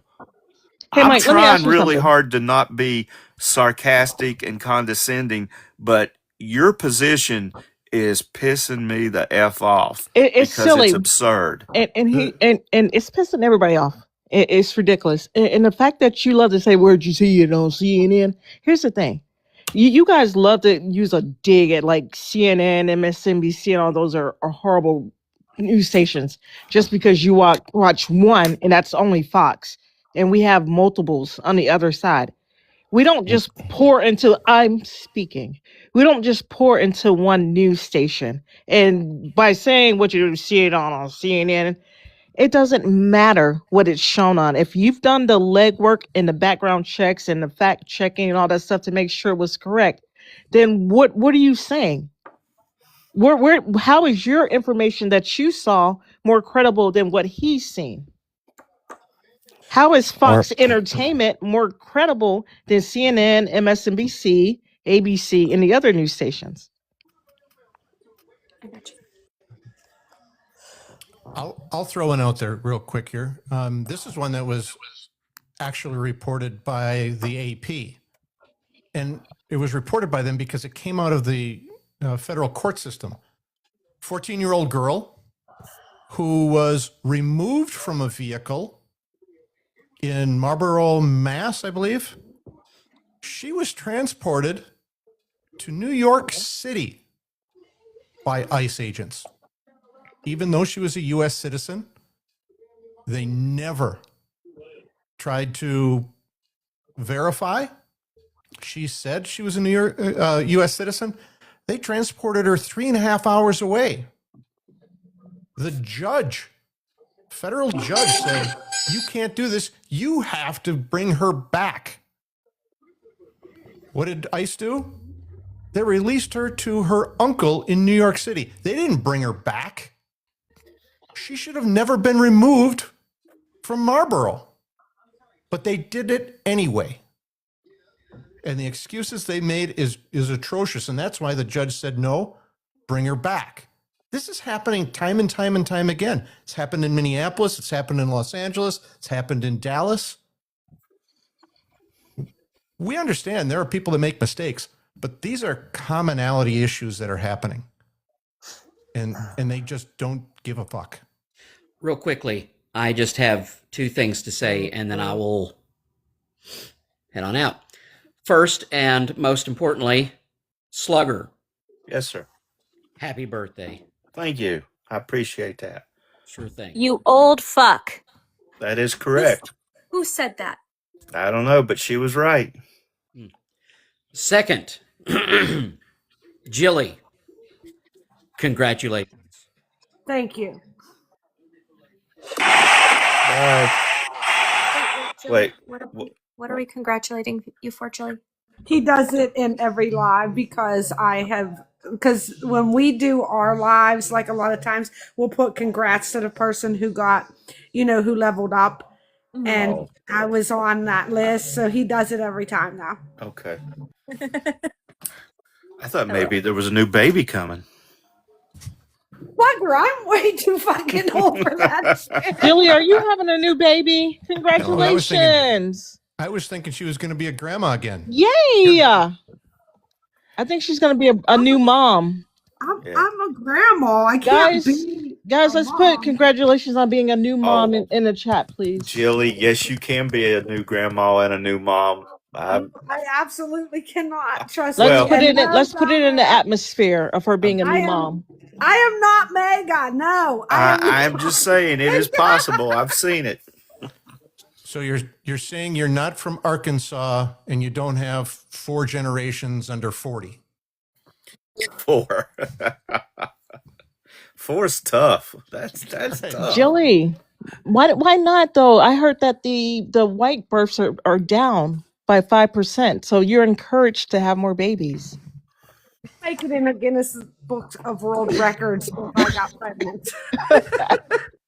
That's funny. That's I an was thinking the accomplishment. same thing about me. Okay. Ooh, 9.4 thousand likes to vote to ban Fuzzard. Y'all, if you can, please keep tapping, boosting. I also have 2 more remaining gift goals. This one, which is like a little fairy thing, really, really cool, and 2 more galaxies. Other than that, please make sure you're following everybody on the tube, because this godforsaken app sucks. And if you're not following Mr. Global on the tube or anyone on the tube, do so. Mr. Global puts additional content on the tube. What about Brandon's tube? Hey, we don't care about Brandon. I care You're a about MAGA. Brandon. Brandon, entertain us. Damn. What do you want me to do? Dance? Yeah. That's borderline, Amanda. I know. She's fucking with my NIL again. I know. Man's trying to make a living and you're besmirching him left and right.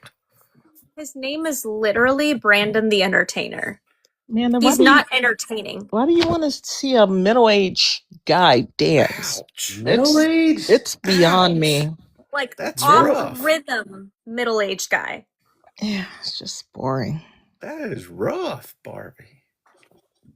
Just saying. Barbie is rough. She don't use lotion. Oh. Actually, cocoa butter.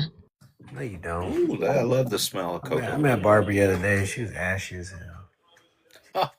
Don't you talk about my wife like that. If I came to Kansas, the population would be 2 black people, me and you. So never happened. That is Iowa, not Kansas. Yeah, I think Kansas is a little bit better off than that. It's ST. Are you still here? Oh, okay. So really quick, Ellie, ST has to come up and he wants to ask a question of Mr. Global, when Mr. Global's back, and then he's gonna drop, and then Ellie, I'll bring you up. Do you have to bring Ellie up though? Don't you? You're so mean. Hi, mate. Okay. Mr. Global's back. ST. Samuel said, "Hi, mate." I told him I was on a live with Amanda.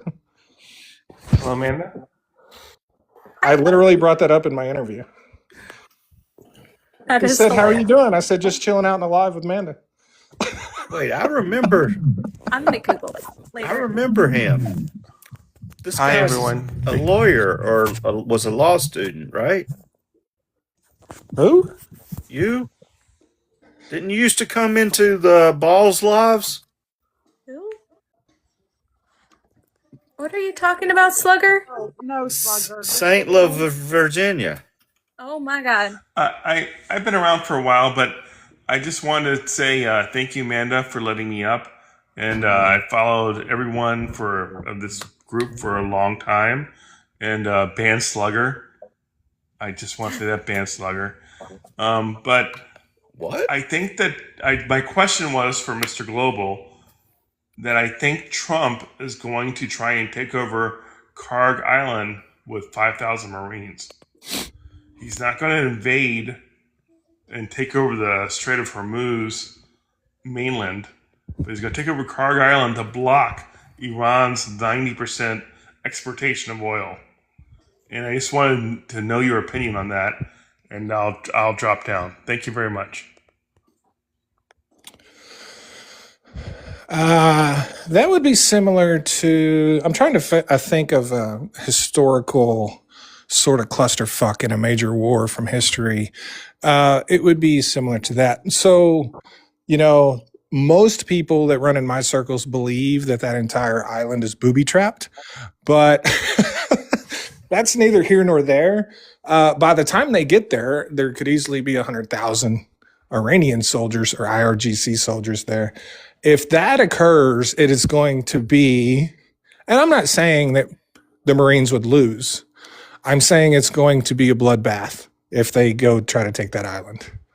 There's going to be a lot of death of a lot of different people. And if we lose, and when I say we, I mean the world, because the world depends on Karg Island. And I think the Trump administration just views it as an Iranian asset, but it's really a global asset when 90% of the oil out of an OPEC nation comes from that island. So it's a very sketchy situation. It could turn bad really quick. I'm not saying it won't be successful, but it could be a really, really bad decision. And we'll just see what happens, because Iran will destroy everything on that island before they give it to the United States. I don't blame them. Why was he Can we calling leave for me people to alone, be banned? please? Just leave people alone. Mr. Global, What? what do you think about artificial intelligence? Do you think it can be beneficial to us, or do you think it can hurt us? or a little bit of both? I think it's an amazing tool that's going to be used by very evil people to destroy the world, honestly. Yeah. I mean, that's what I think. So, Yeah, why didn't they just name it Skynet? yeah, I mean, it's, you know, I use it increasingly every day. It runs a large part of my business, but it's also very scary. I'm very careful about what I give it access to. So, The reason why I asked that question is because there are some images coming out of Iran that the media is claiming that it's AI, that it's not actually real, that it's AI propaganda. What do you think? here's what I think. I think a lot of people missed a very big red flag. I don't know how much time you spend on X, but at some point here, not too long ago, we all started asking AI what was AI and what wasn't AI. And that is a very bad road to go down because AI can tell you whatever it's programmed to tell you. So at that point, you're relying on artificial intelligence to tell you if something else is artificial intelligence. And that is a level of trust that I will never have for artificial intelligence. And it's a really bad sign for the future. And we're all doing it. Like, upload a picture into AI and ask it if it's AI. Like, if you think about that, like, realistically, that's fucking nuts. Like, that's nuts that you're asking. That's like asking Jeffrey Dahmer if he's Jeffrey Dahmer. You know, like, He's not anymore. Or asking him I if this was- tastes like chicken. right. I put him in the freezer, Global. Yeah. He's not anymore. With a nice bottle of Chianti. It's scary, you know. So I honestly I think the government is doing a huge disservice by not regulating it. I think it's probably the worst decision they've made in a long time. So I guess my question is, if some of these photos or images that we're seeing coming out of Iran are indeed artificial intelligence, does that scare you, knowing that artificial intelligence can make almost anything look real? No, what scares me is that pretty soon, no matter what we're looking at, we're not going to believe it's real, whether it is or not. And to me, that's more dangerous than being worried about whether some AI picture is real. Like, we just won't believe anything is real pretty soon. And That's what I'm running into on these lives every yeah, night now for Global with a MAGA. I'll present source documentation. I'll present whatever, and now I have MAGA just saying, "Oh, that's AI." yeah. And any AI search can be manipulated by a prior prompt that you don't see. So I can ask AI something and I can frame it in a certain way where the next thing I ask it, it kind of gives me the response I want, even if it's incorrect. So when someone's showing you a Google search of some AI Google search and saying, look, this is the answer, what they're not showing you is what they asked it the question before to provide that answer. So even that isn't trustworthy. I think that artificial intelligence is going to be here to stay, and we're going to have to get used to determining what's real and what's not real for the future. Mike, that was very deep. I agree. Totally. I mean, I think we all need to sit back and at some point ask ourselves, you know, how is AI going to affect us individually?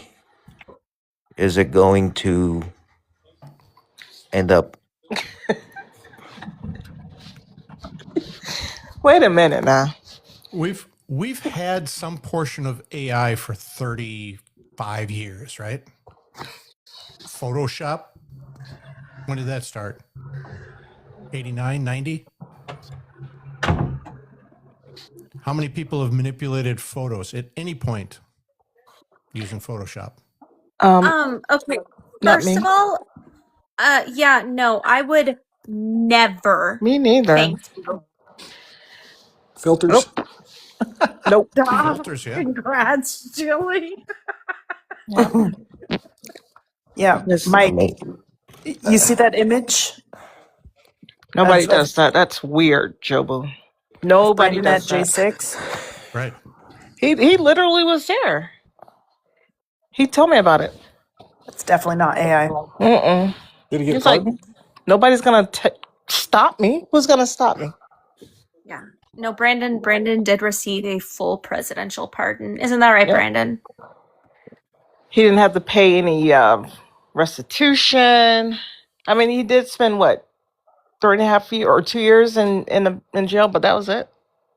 Yeah. Get out. That's how we met him actually. Was he smuggled a phone in and he started going live with us. I remember. This besmirchment should stop. Yeah, nobody's doing that. And actually, it's no longer your birthday, Slugger. So So what's your point? I'm just saying, like, we're done with that.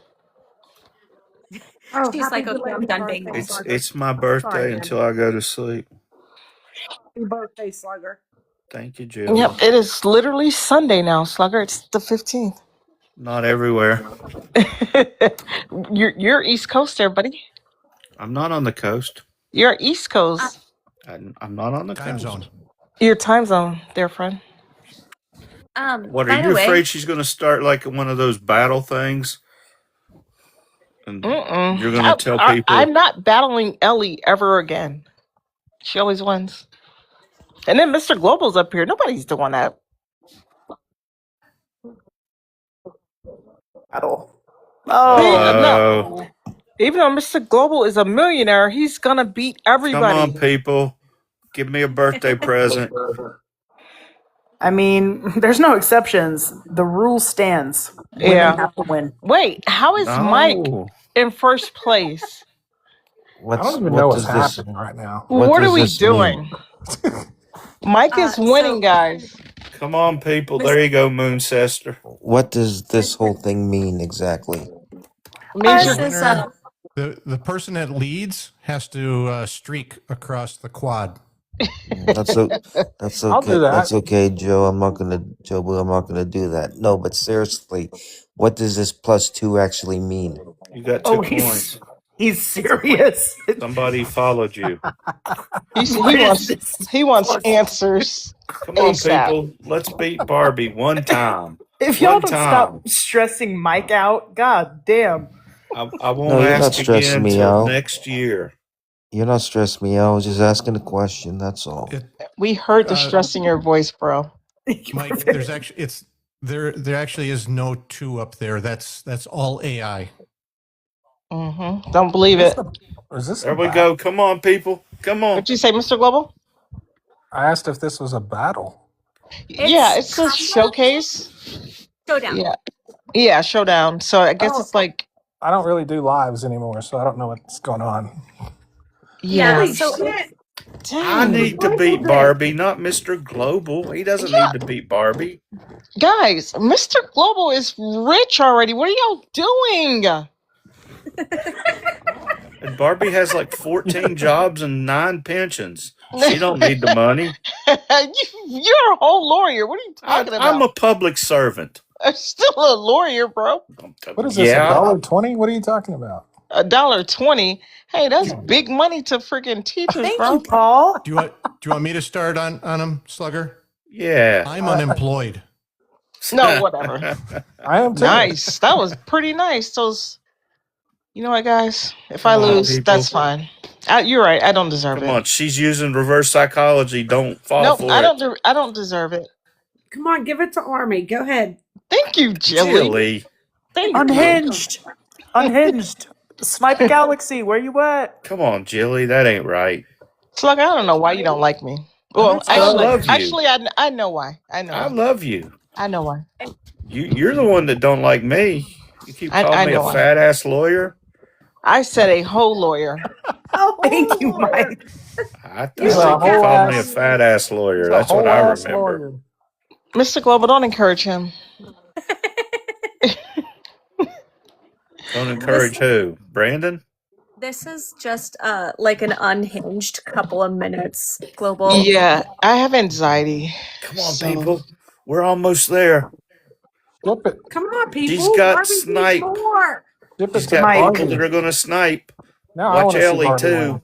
thank you, Mr. Well, see, even Mr. Global endorsed me, guys. Oh, Yeah, that give, Mike. ain't right. give it to Me Barbie. Look also at that. endorsing Look at her. that right there. Oh, they Yes. came through for Barbie. Yes.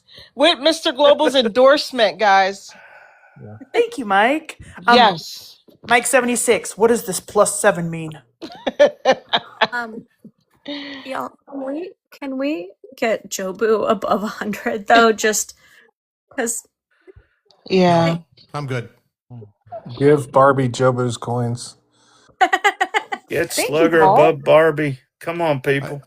I, Hell, I I'm below appreciate Ellie it, now, but too. I'll Shit. be honest, I don't need it. I heard that. You see? That's what I'm talking about. All right. W. Cindy. You're in the game now, Jobu. You're Man. one of us. Game, Jobu. One Don't forget, of us. don't forget Jilly. If Barbie loses, I'm leaving this live immediately. Uh-oh. Uh-oh. Y'all heard Oh, that was nice. Thank you. Whoever sent me the We're Irish hat. all done now. Thank Go, you, Terry. Barbie. Y'all do not let Slugger snipe. Snugger. Come on, people. Guys, he can't snipe us. Keep going till the end. All right. You know, Slugger, you can have more than me this time because it's your birthday. Thank you. Ooh. But I don't do any good to have more than you if I don't have more than Barbie.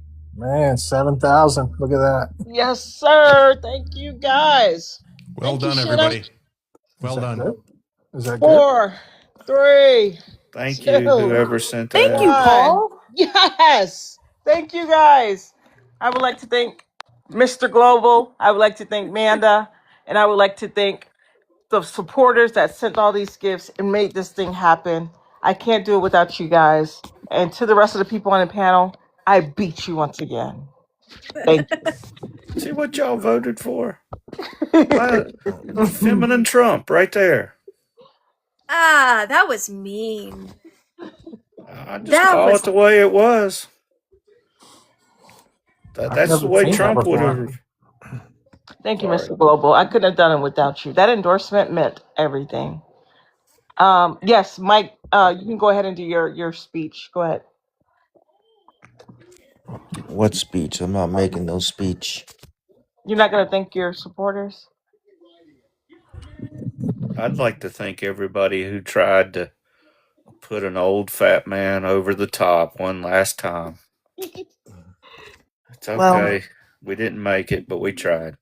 the live Slugger, isn't over yet, guys. Keep the faith. Slugger, can I Yes, say sir. that you are not old? That is Thank you. hilarious. only because you're older, Jobu. I am older. That's why he's not old. I like when Jobu visits. By the way, guys, it is red to keep fuzzard, blue to ban fuzzard. I didn't hear the second one. What was the second one? Blue to ban fuzzard. Blue to ban fuzzard. Got it. If we don't want Fuzzard to be here, what do we pick again? Blue one. The blue one. I picked blue. I'm sorry, Mr. Global. What color did you say? Blue. You sound Okay. like blue. Yeah. Can we vote to Hey, ban Brandon, Ellie? what color's your hat? Can we vote to ban Ellie? So No. in November, it's gonna be a what kind of wave in November? Blue. Blue wave. Yeah, blue wave. Red. You know, Brandon, this was part of the contract. We hired you out in front of Party City. You were supposed to entertain us, Yeah, and you're not holding up your end of the bargain. I I don't. I think don't. I think they want to see some skin, Brandon. No, Have you Ellie, we seen all it? agreed that we do not want to see a middle-aged man dance. We all agreed. Wait, I thought Brandon was like 30. I'm He's like, he's 38. like 38 or I'm something. 38. Good math, Ellie. Yeah, so you should dance or sing or, weave a basket. I don't know what hidden talents you have. What is- you want to dance to one of my raps? That picture is so Yeah, funny. Barbie. Because Brandon is in so much danger right there. I know. You act like they would let me walk amongst them. I'm black, fool. Everybody else but Brandon in that picture looks like they need a shower. Well, no, even Brandon looks like he needs a shower. They look like they're off. What's that zombie TV show? Walking Unalived or something? Mm-hmm. Yeah. Keep Oh, it. Mr. Global. I know you quit the live thing, so you haven't seen this. And I think I showed Jilly last night. My favorite picture from my daughter's volleyball tournament this last Oh, weekend. jeez. I'm dropping. Oh no! Don't go. Is this not the best action Is that her video? Yeah.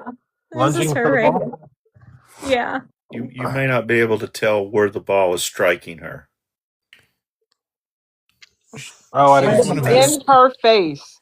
Hi, Ollie. Hi, Bobby. She's a face Hey, setter, Jill. What was that? the first of their kind. Hello, Jill. How you Hi, doing? honey. Thank you Has for Good. the message. Global has Global Oh, ever you're met welcome, Maga honey. Jill? What, honey? Yep, Oh, your favorite. You I better know. I was not asking run. if You better not run our guest off, Jill. I will be pissed. I don't. I bring them in. They like to say bad things about me, so they ain't She going might nowhere. she might run him off for real. Like Yeah. I know him well. She might run him off. That's what Who? I told you. Barbie. What? No, if she runs Barbie. him off, I swear. Well, I was getting ready for bed anyway. I'll go ahead and he can stay, but I want to tell you guys good night. good I love Night, night. you. Jill. Night. Say your prayers. Night Jill, nurse. Jill, you stink. Thanks. Damn. Thanks for leaving. I've never seen somebody try to win Barbie's love over as much as Jill. It'll never happen, bro. Every single live. Hi, honey. Hi, baby. Let me sing for you. She Never She, actually again. sings well. I yeah, think it's by not bad. July she'll No, be she's Why? tasty, actually silly. not a horrible singer. If substances would have never messed it up, she would have been fine. Why would she run me off again? Oh, because I know you and I know she would run you off. You I would be know, out but of here. why? Like, what would she do? What would happen? Antics. She was making like fart noises and like you you know your worth. We'll just say that. So you're like, I don't need this. I'm Yeah, a you big would. deal. She's like Bob. Oh, Yeah, Bob. yeah, she's like Bob. Why didn't you just say Female that the version of first time? Bob. Well, I mean, I had to think for a second. Like, Wait, who's what? Bob? How can I explain her to him? And then I'm like, yeah, Bob. Yeah. Oh, that's yeah. Who's Bob? Good call. Brandon, Bob the come fish. back on another account, Brandon. Did he I don't really? know. He got flagged. For harassing No and Wow. bullying. way. For what? He was at He was January 6th. Oh, Oh, I mean that makes sense. well, that'll do it. Yeah, Can't trust those red hats. yeah, man. Like they've been trouble since January Can 6th. can the app tell what picture you put up? Yeah, no, I've Yeah, gotten taken down for it lots of times, which is yeah, why I changed my Oh, background back. yeah. They definitely scan those backgrounds. That's why when they show their little Peters, they get they take the lives down. What? Peters. Yeah. MAGA has been coming and showing their little dinglings on here to get my live taken down because they don't like that they can't defend him anymore. Yep. Really? And in watching some of them, I just can't believe how cold it has been in some areas of the country. He was in the pool, man. He was in the Yep. pool. Yeah, they said they were normal before the accident, but I don't know what that means. The sea was angry that day, my friends. Party people, in order for us to start the moon goal, if there's any generous friends out there, Amanda just needs one last galaxy and 3 of those little, I don't know, tulip fairy things. Oh, is that? Yeah. She pinned the galaxies. I know one of you all stars can help her finish that out. And then, yeah, we'll move over to the goodnight goal and it'll be a MAGA free zone, which is honestly the best time. Oh. Thank you so much. Okay, Thank you, Hook. Tyga, you say anything stupid to make Global leave, I'm gonna be mad. I'm a loser. Who's gonna leave? So, Mr. Global, Tyga is Hoodlum's son. They sound just the same and they think the same. He's not. You should stop believing what Barbie says. Oh, Barbie. Soft as pudding. Got that right. What time's the MAGA free zone start? After these 10 moons. It's the will of the people, Tyga. I like to give other people a chance. I don't like to be a ball hog up here. So, Tyga, I know this question is probably moot, but because you don't pay for your own gas, but how do you feel about the rising cost of gasoline? If it's going towards a good cause, like liberating Iran, I'm all for it. So when do we get our time? When do we become liberated?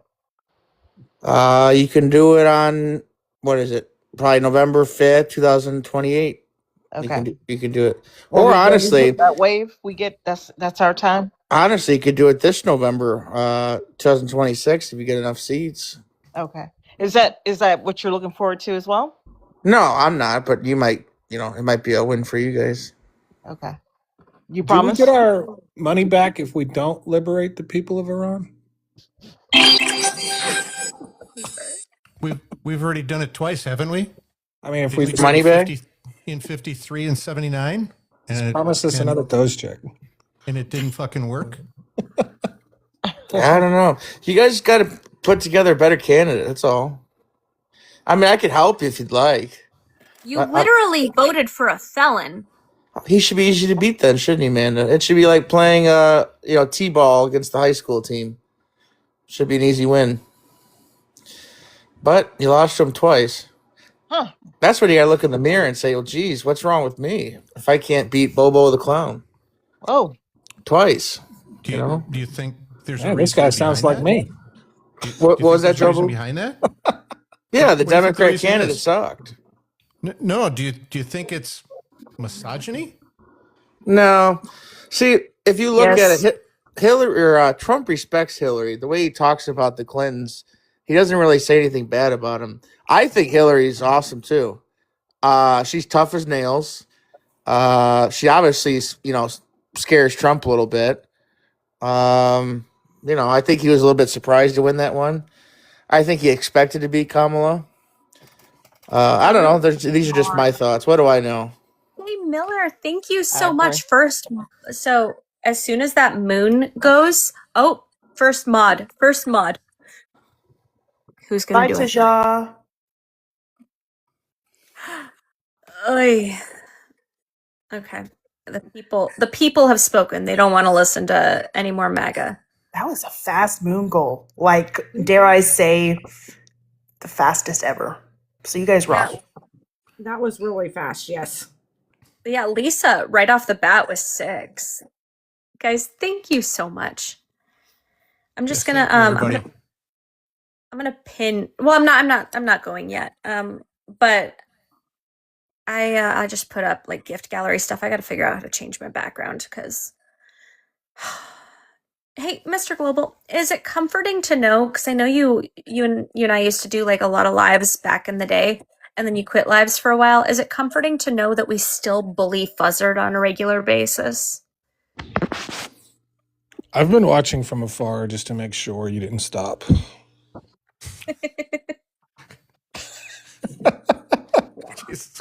Never stop. That wasn't the answer I was thinking you were going to come out with, but I agree. Yeah. It's acceptable. Some bonds are unbreakable. Oh my god. The fuck is that? It's a TikTok thing.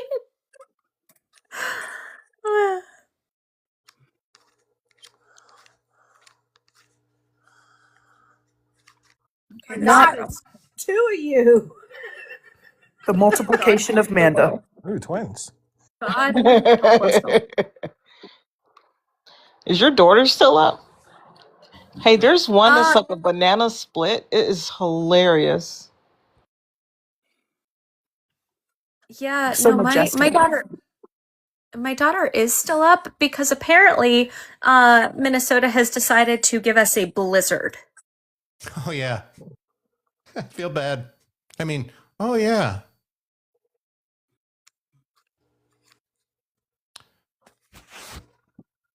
Have you started getting snow already? Yeah, so I went out there to film a TikTok shop video for this really terrible product. And it started snowing and I'm like, I was in the car for 2 hours trying to get this thing to connect to my car with like no end in sight. And I just ended up filming what I could and coming back inside because at that point it had already been snowing. So my brother sent me a text saying that they were supposed to get between 26 and 40 inches Mm-hmm. and 40 to 60 mile an hour winds. So Yeah. told him No, his fault. He retired and stayed there. Yeah, so okay, this is blizzard warning. I'm opening it in the app. 12 to 18 inches expected across Minnesota, central and western Wisconsin. 2 to 2.5 inches per hour. Apparently, it's going to be even worse on the like near the Wisconsin Minnesota border in like central. Eau Claire to Green Bay is going to have the biggest swath. Yeah. So, yay. Like that other filter, Amanda. I like to use it myself. The hat, this one. Yeah. Oh my god. I'm like, Manda's looking kind of fine in that filter. You gotta change it. Steal all the hearts.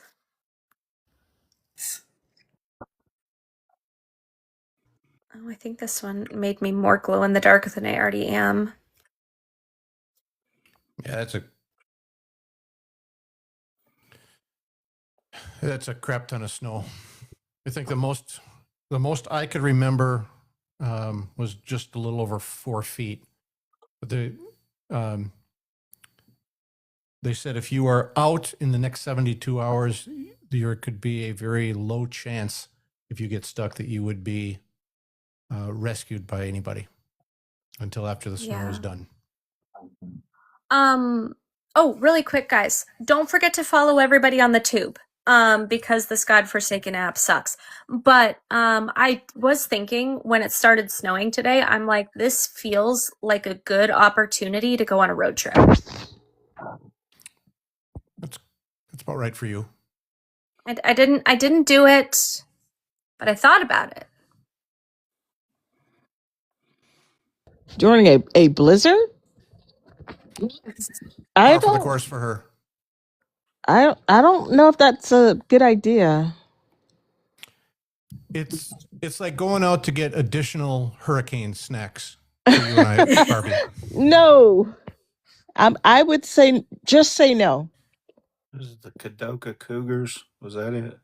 The Yup. last time she did it, we told her to say no too, but she still did it. She's sounds about right. Sounds about right. Sounds about Manda. That's what I'll say. I just yeah, so spring break is not next week, but the week after.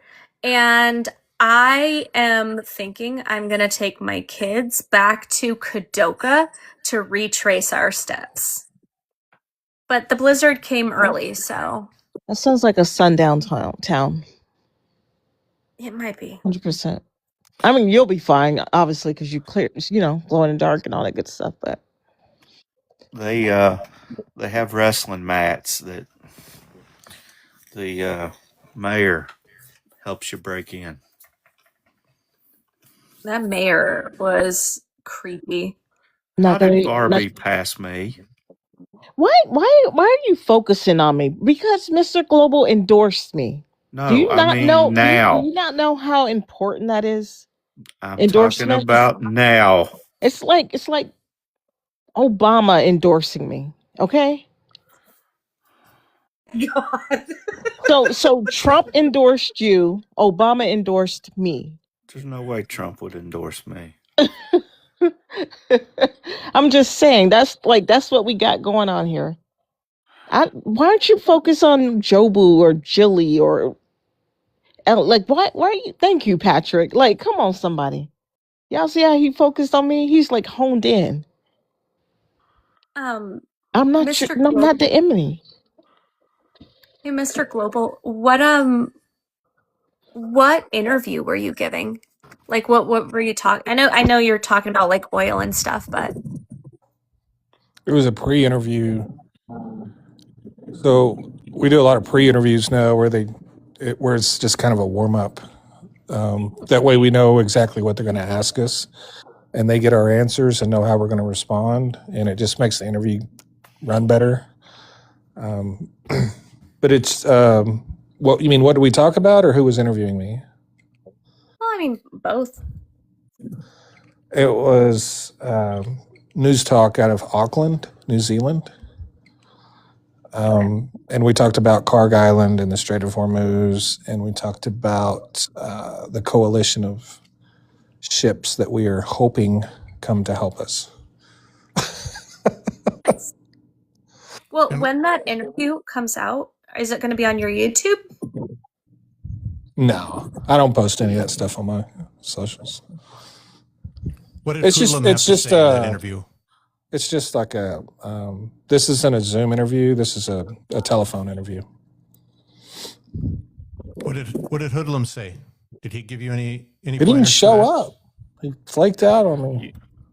You should take the audio and then post up an artist depiction of Hoodlum and say not Hoodlum or something like that. That the police are looking for this man. Please call. But let your interview play unmolested. What? See, Unauthored. this is why I endorsed Army. Honestly, like these comments like this, like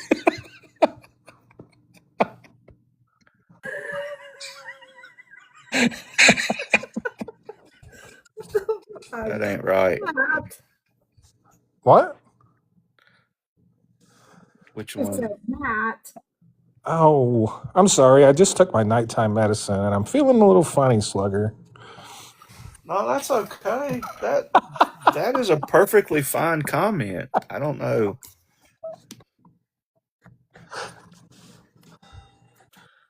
I thought it was. I'm used to shit like that from MAGA, not you guys. Because y'all all smart. Where did Ellie go? Well, thank you. I like to think so myself. I'm right here. Oh, Yeah, Ellie was texting me, "Oh my God, can I boot Slugger?" I mean, I'll leave if you want me to leave. That just hurts a little bit, right Oh, here. why would you say? Well, you know what? He's been targeting me all night. I mean, I would not say that on his birthday, okay? Yeah. It's not his birthday anymore. Nope, it's not. Actually, the Eyes of March is here. Yeah. Oh my Just call God, me Caesar. I'm so Beware. sad, What happened? guys. Beware. I forgot it was Pie Day, and I forgot to go get a free piece of pie.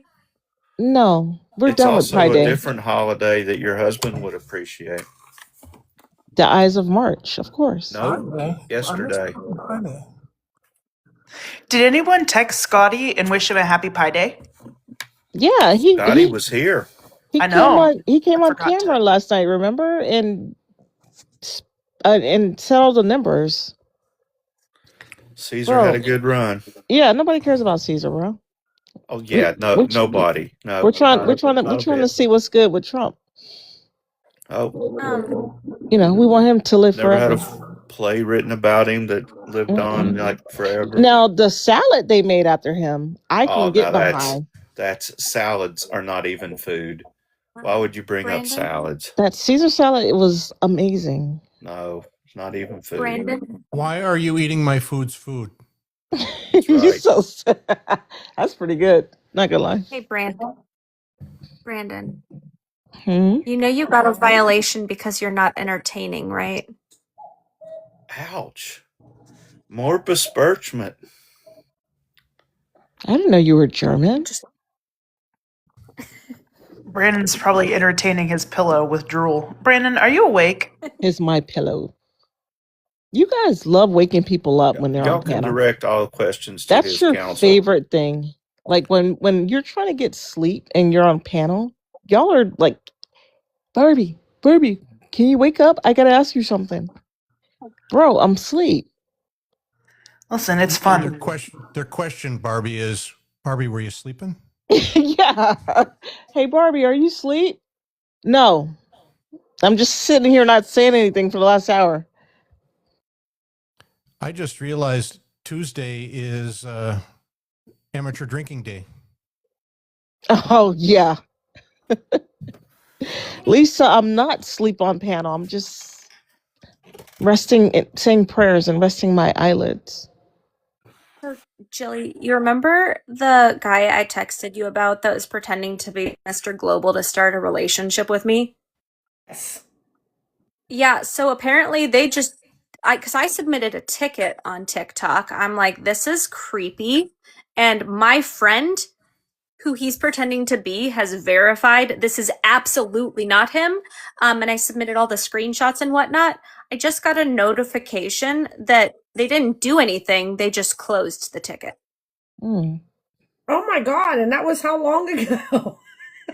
Right?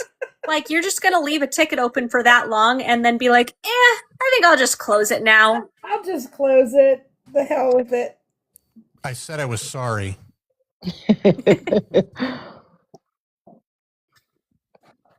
Ugh. Yeah, that is normal IT. Like if there's something you don't want to be bothered with, or maybe a little like, you just give it some time. Like, oh, the customer will forget about it.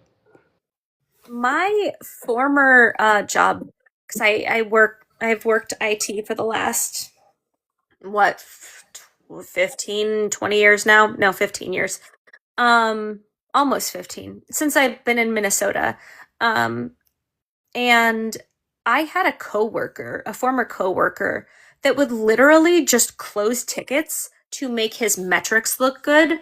But then I was always the one that had to reopen them and actually do the work. And like, I got yelled at because of people like that. I hate those people. Yeah, that's Hey, when you reassign the ticket back at them. Like, hey man, if this was last assigned to you, I'm reopening it and putting it in a notes, and I'm also assigning the supervisor. You're welcome. Oh yeah, no, I definitely I documented everything. Mm-hmm. I said, oh, okay, so I had to reopen this ticket, but we had like a pool. It wasn't an assigned to a person. So it's just like, I when the metrics show me reopening tickets and him closing tickets, because the metrics show opening and closing tickets, but they're not assigned to one person. It makes me look like I am this person that just keeps putting tickets back in the pool, and it Mm-hmm. really annoying. Hey, unsurprisingly, his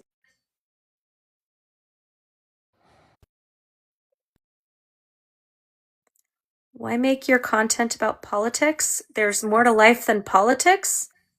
You understand politics affects everything, right? Tammy is a Trumper. Yeah, exactly.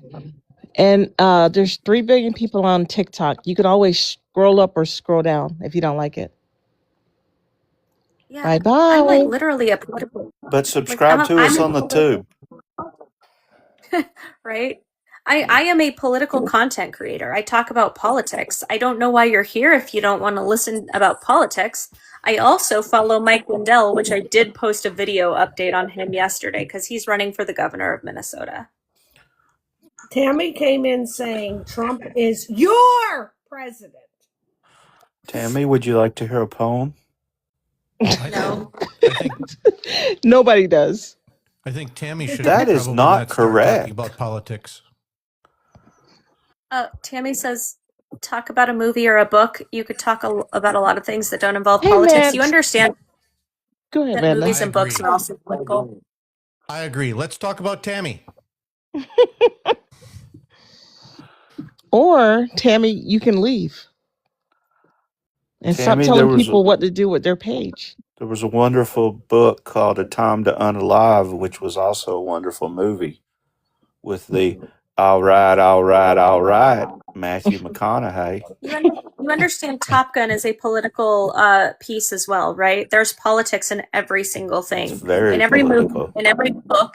Like, that is, if you don't think that your entire life is entrenched with politics, I don't know what to tell you.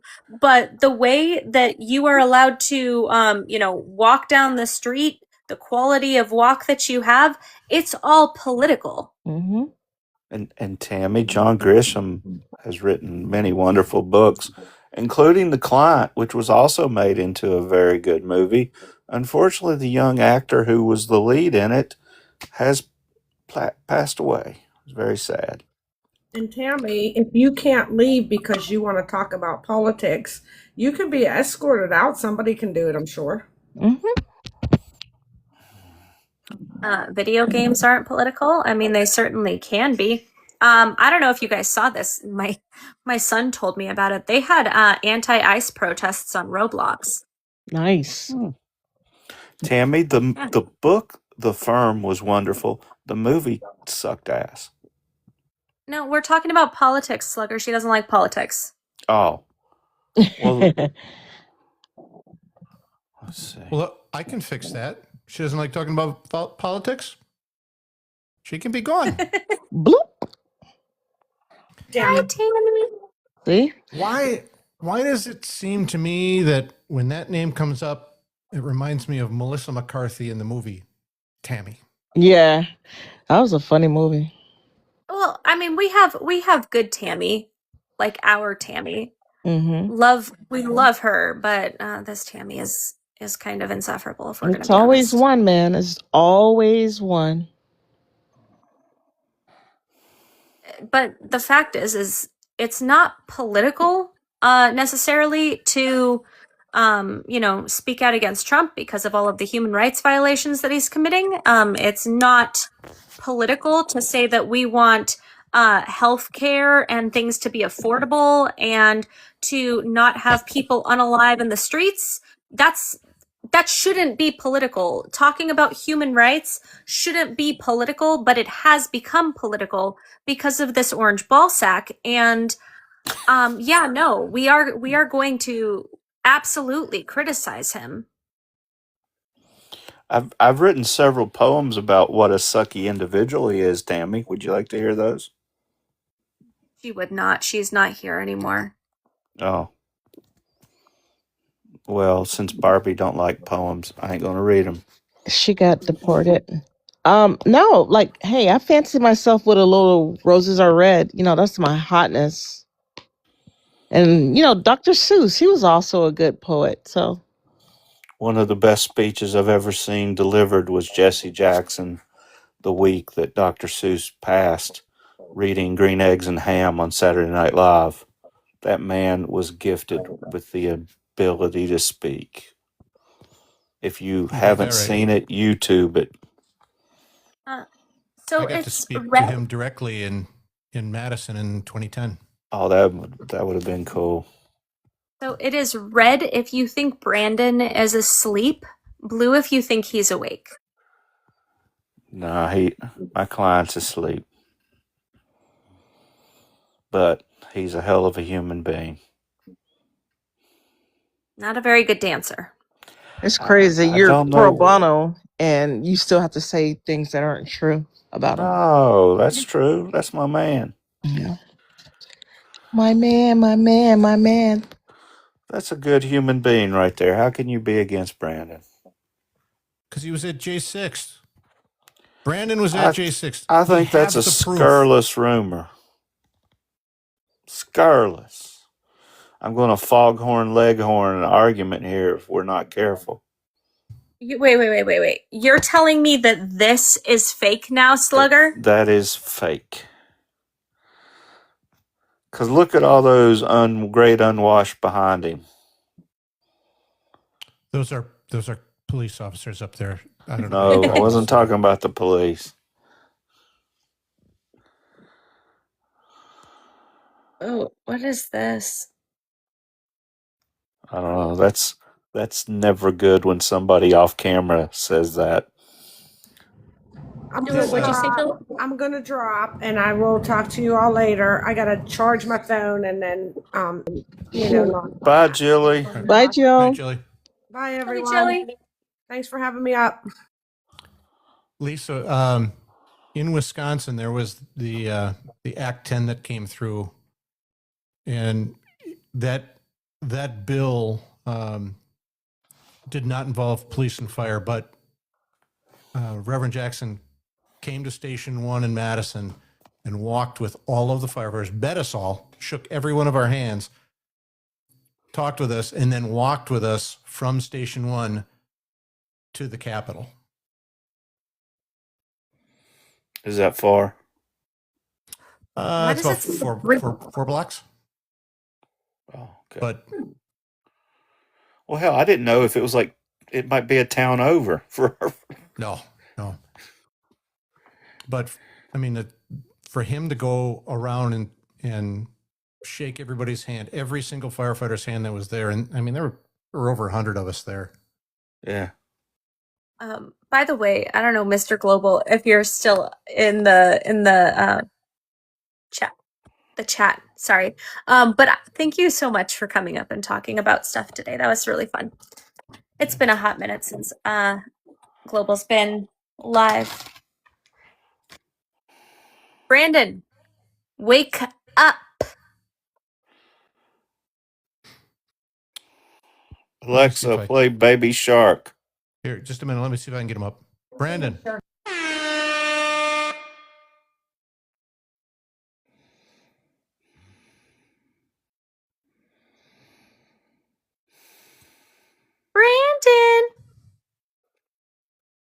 Brandon. Okay. Well, on that note, I think it might be time to retire. Ellie. Thank you, everybody, for the birthday love. Everybody have a good evening. Thanks, everybody. Thanks, Amanda. Ellie. Are you awake, Ellie? Oh, she's in the laundry room. Okay, guys. Thank you all so much for the likes, shares, reposts, gifts, and subscriptions. I really, really appreciate everybody who comes and hangs out every single day. You guys are seriously awesome. Thank you for the blue apps and green apps. And thank you for the subscriptions, especially because there were a couple of subscribers today. Thank you for lighting up my gift gallery. Like, it's not completely lit up. We can work on that tomorrow, hopefully. But y'all, there's some big gifts today, including a future city. So I really, really appreciate you. There is a person on here. Let's go raid this creator. I don't know who they are because, I only have one account, but there's somebody named like definitely not Manda. I heard that she's live. So if we go over there and raid her right now,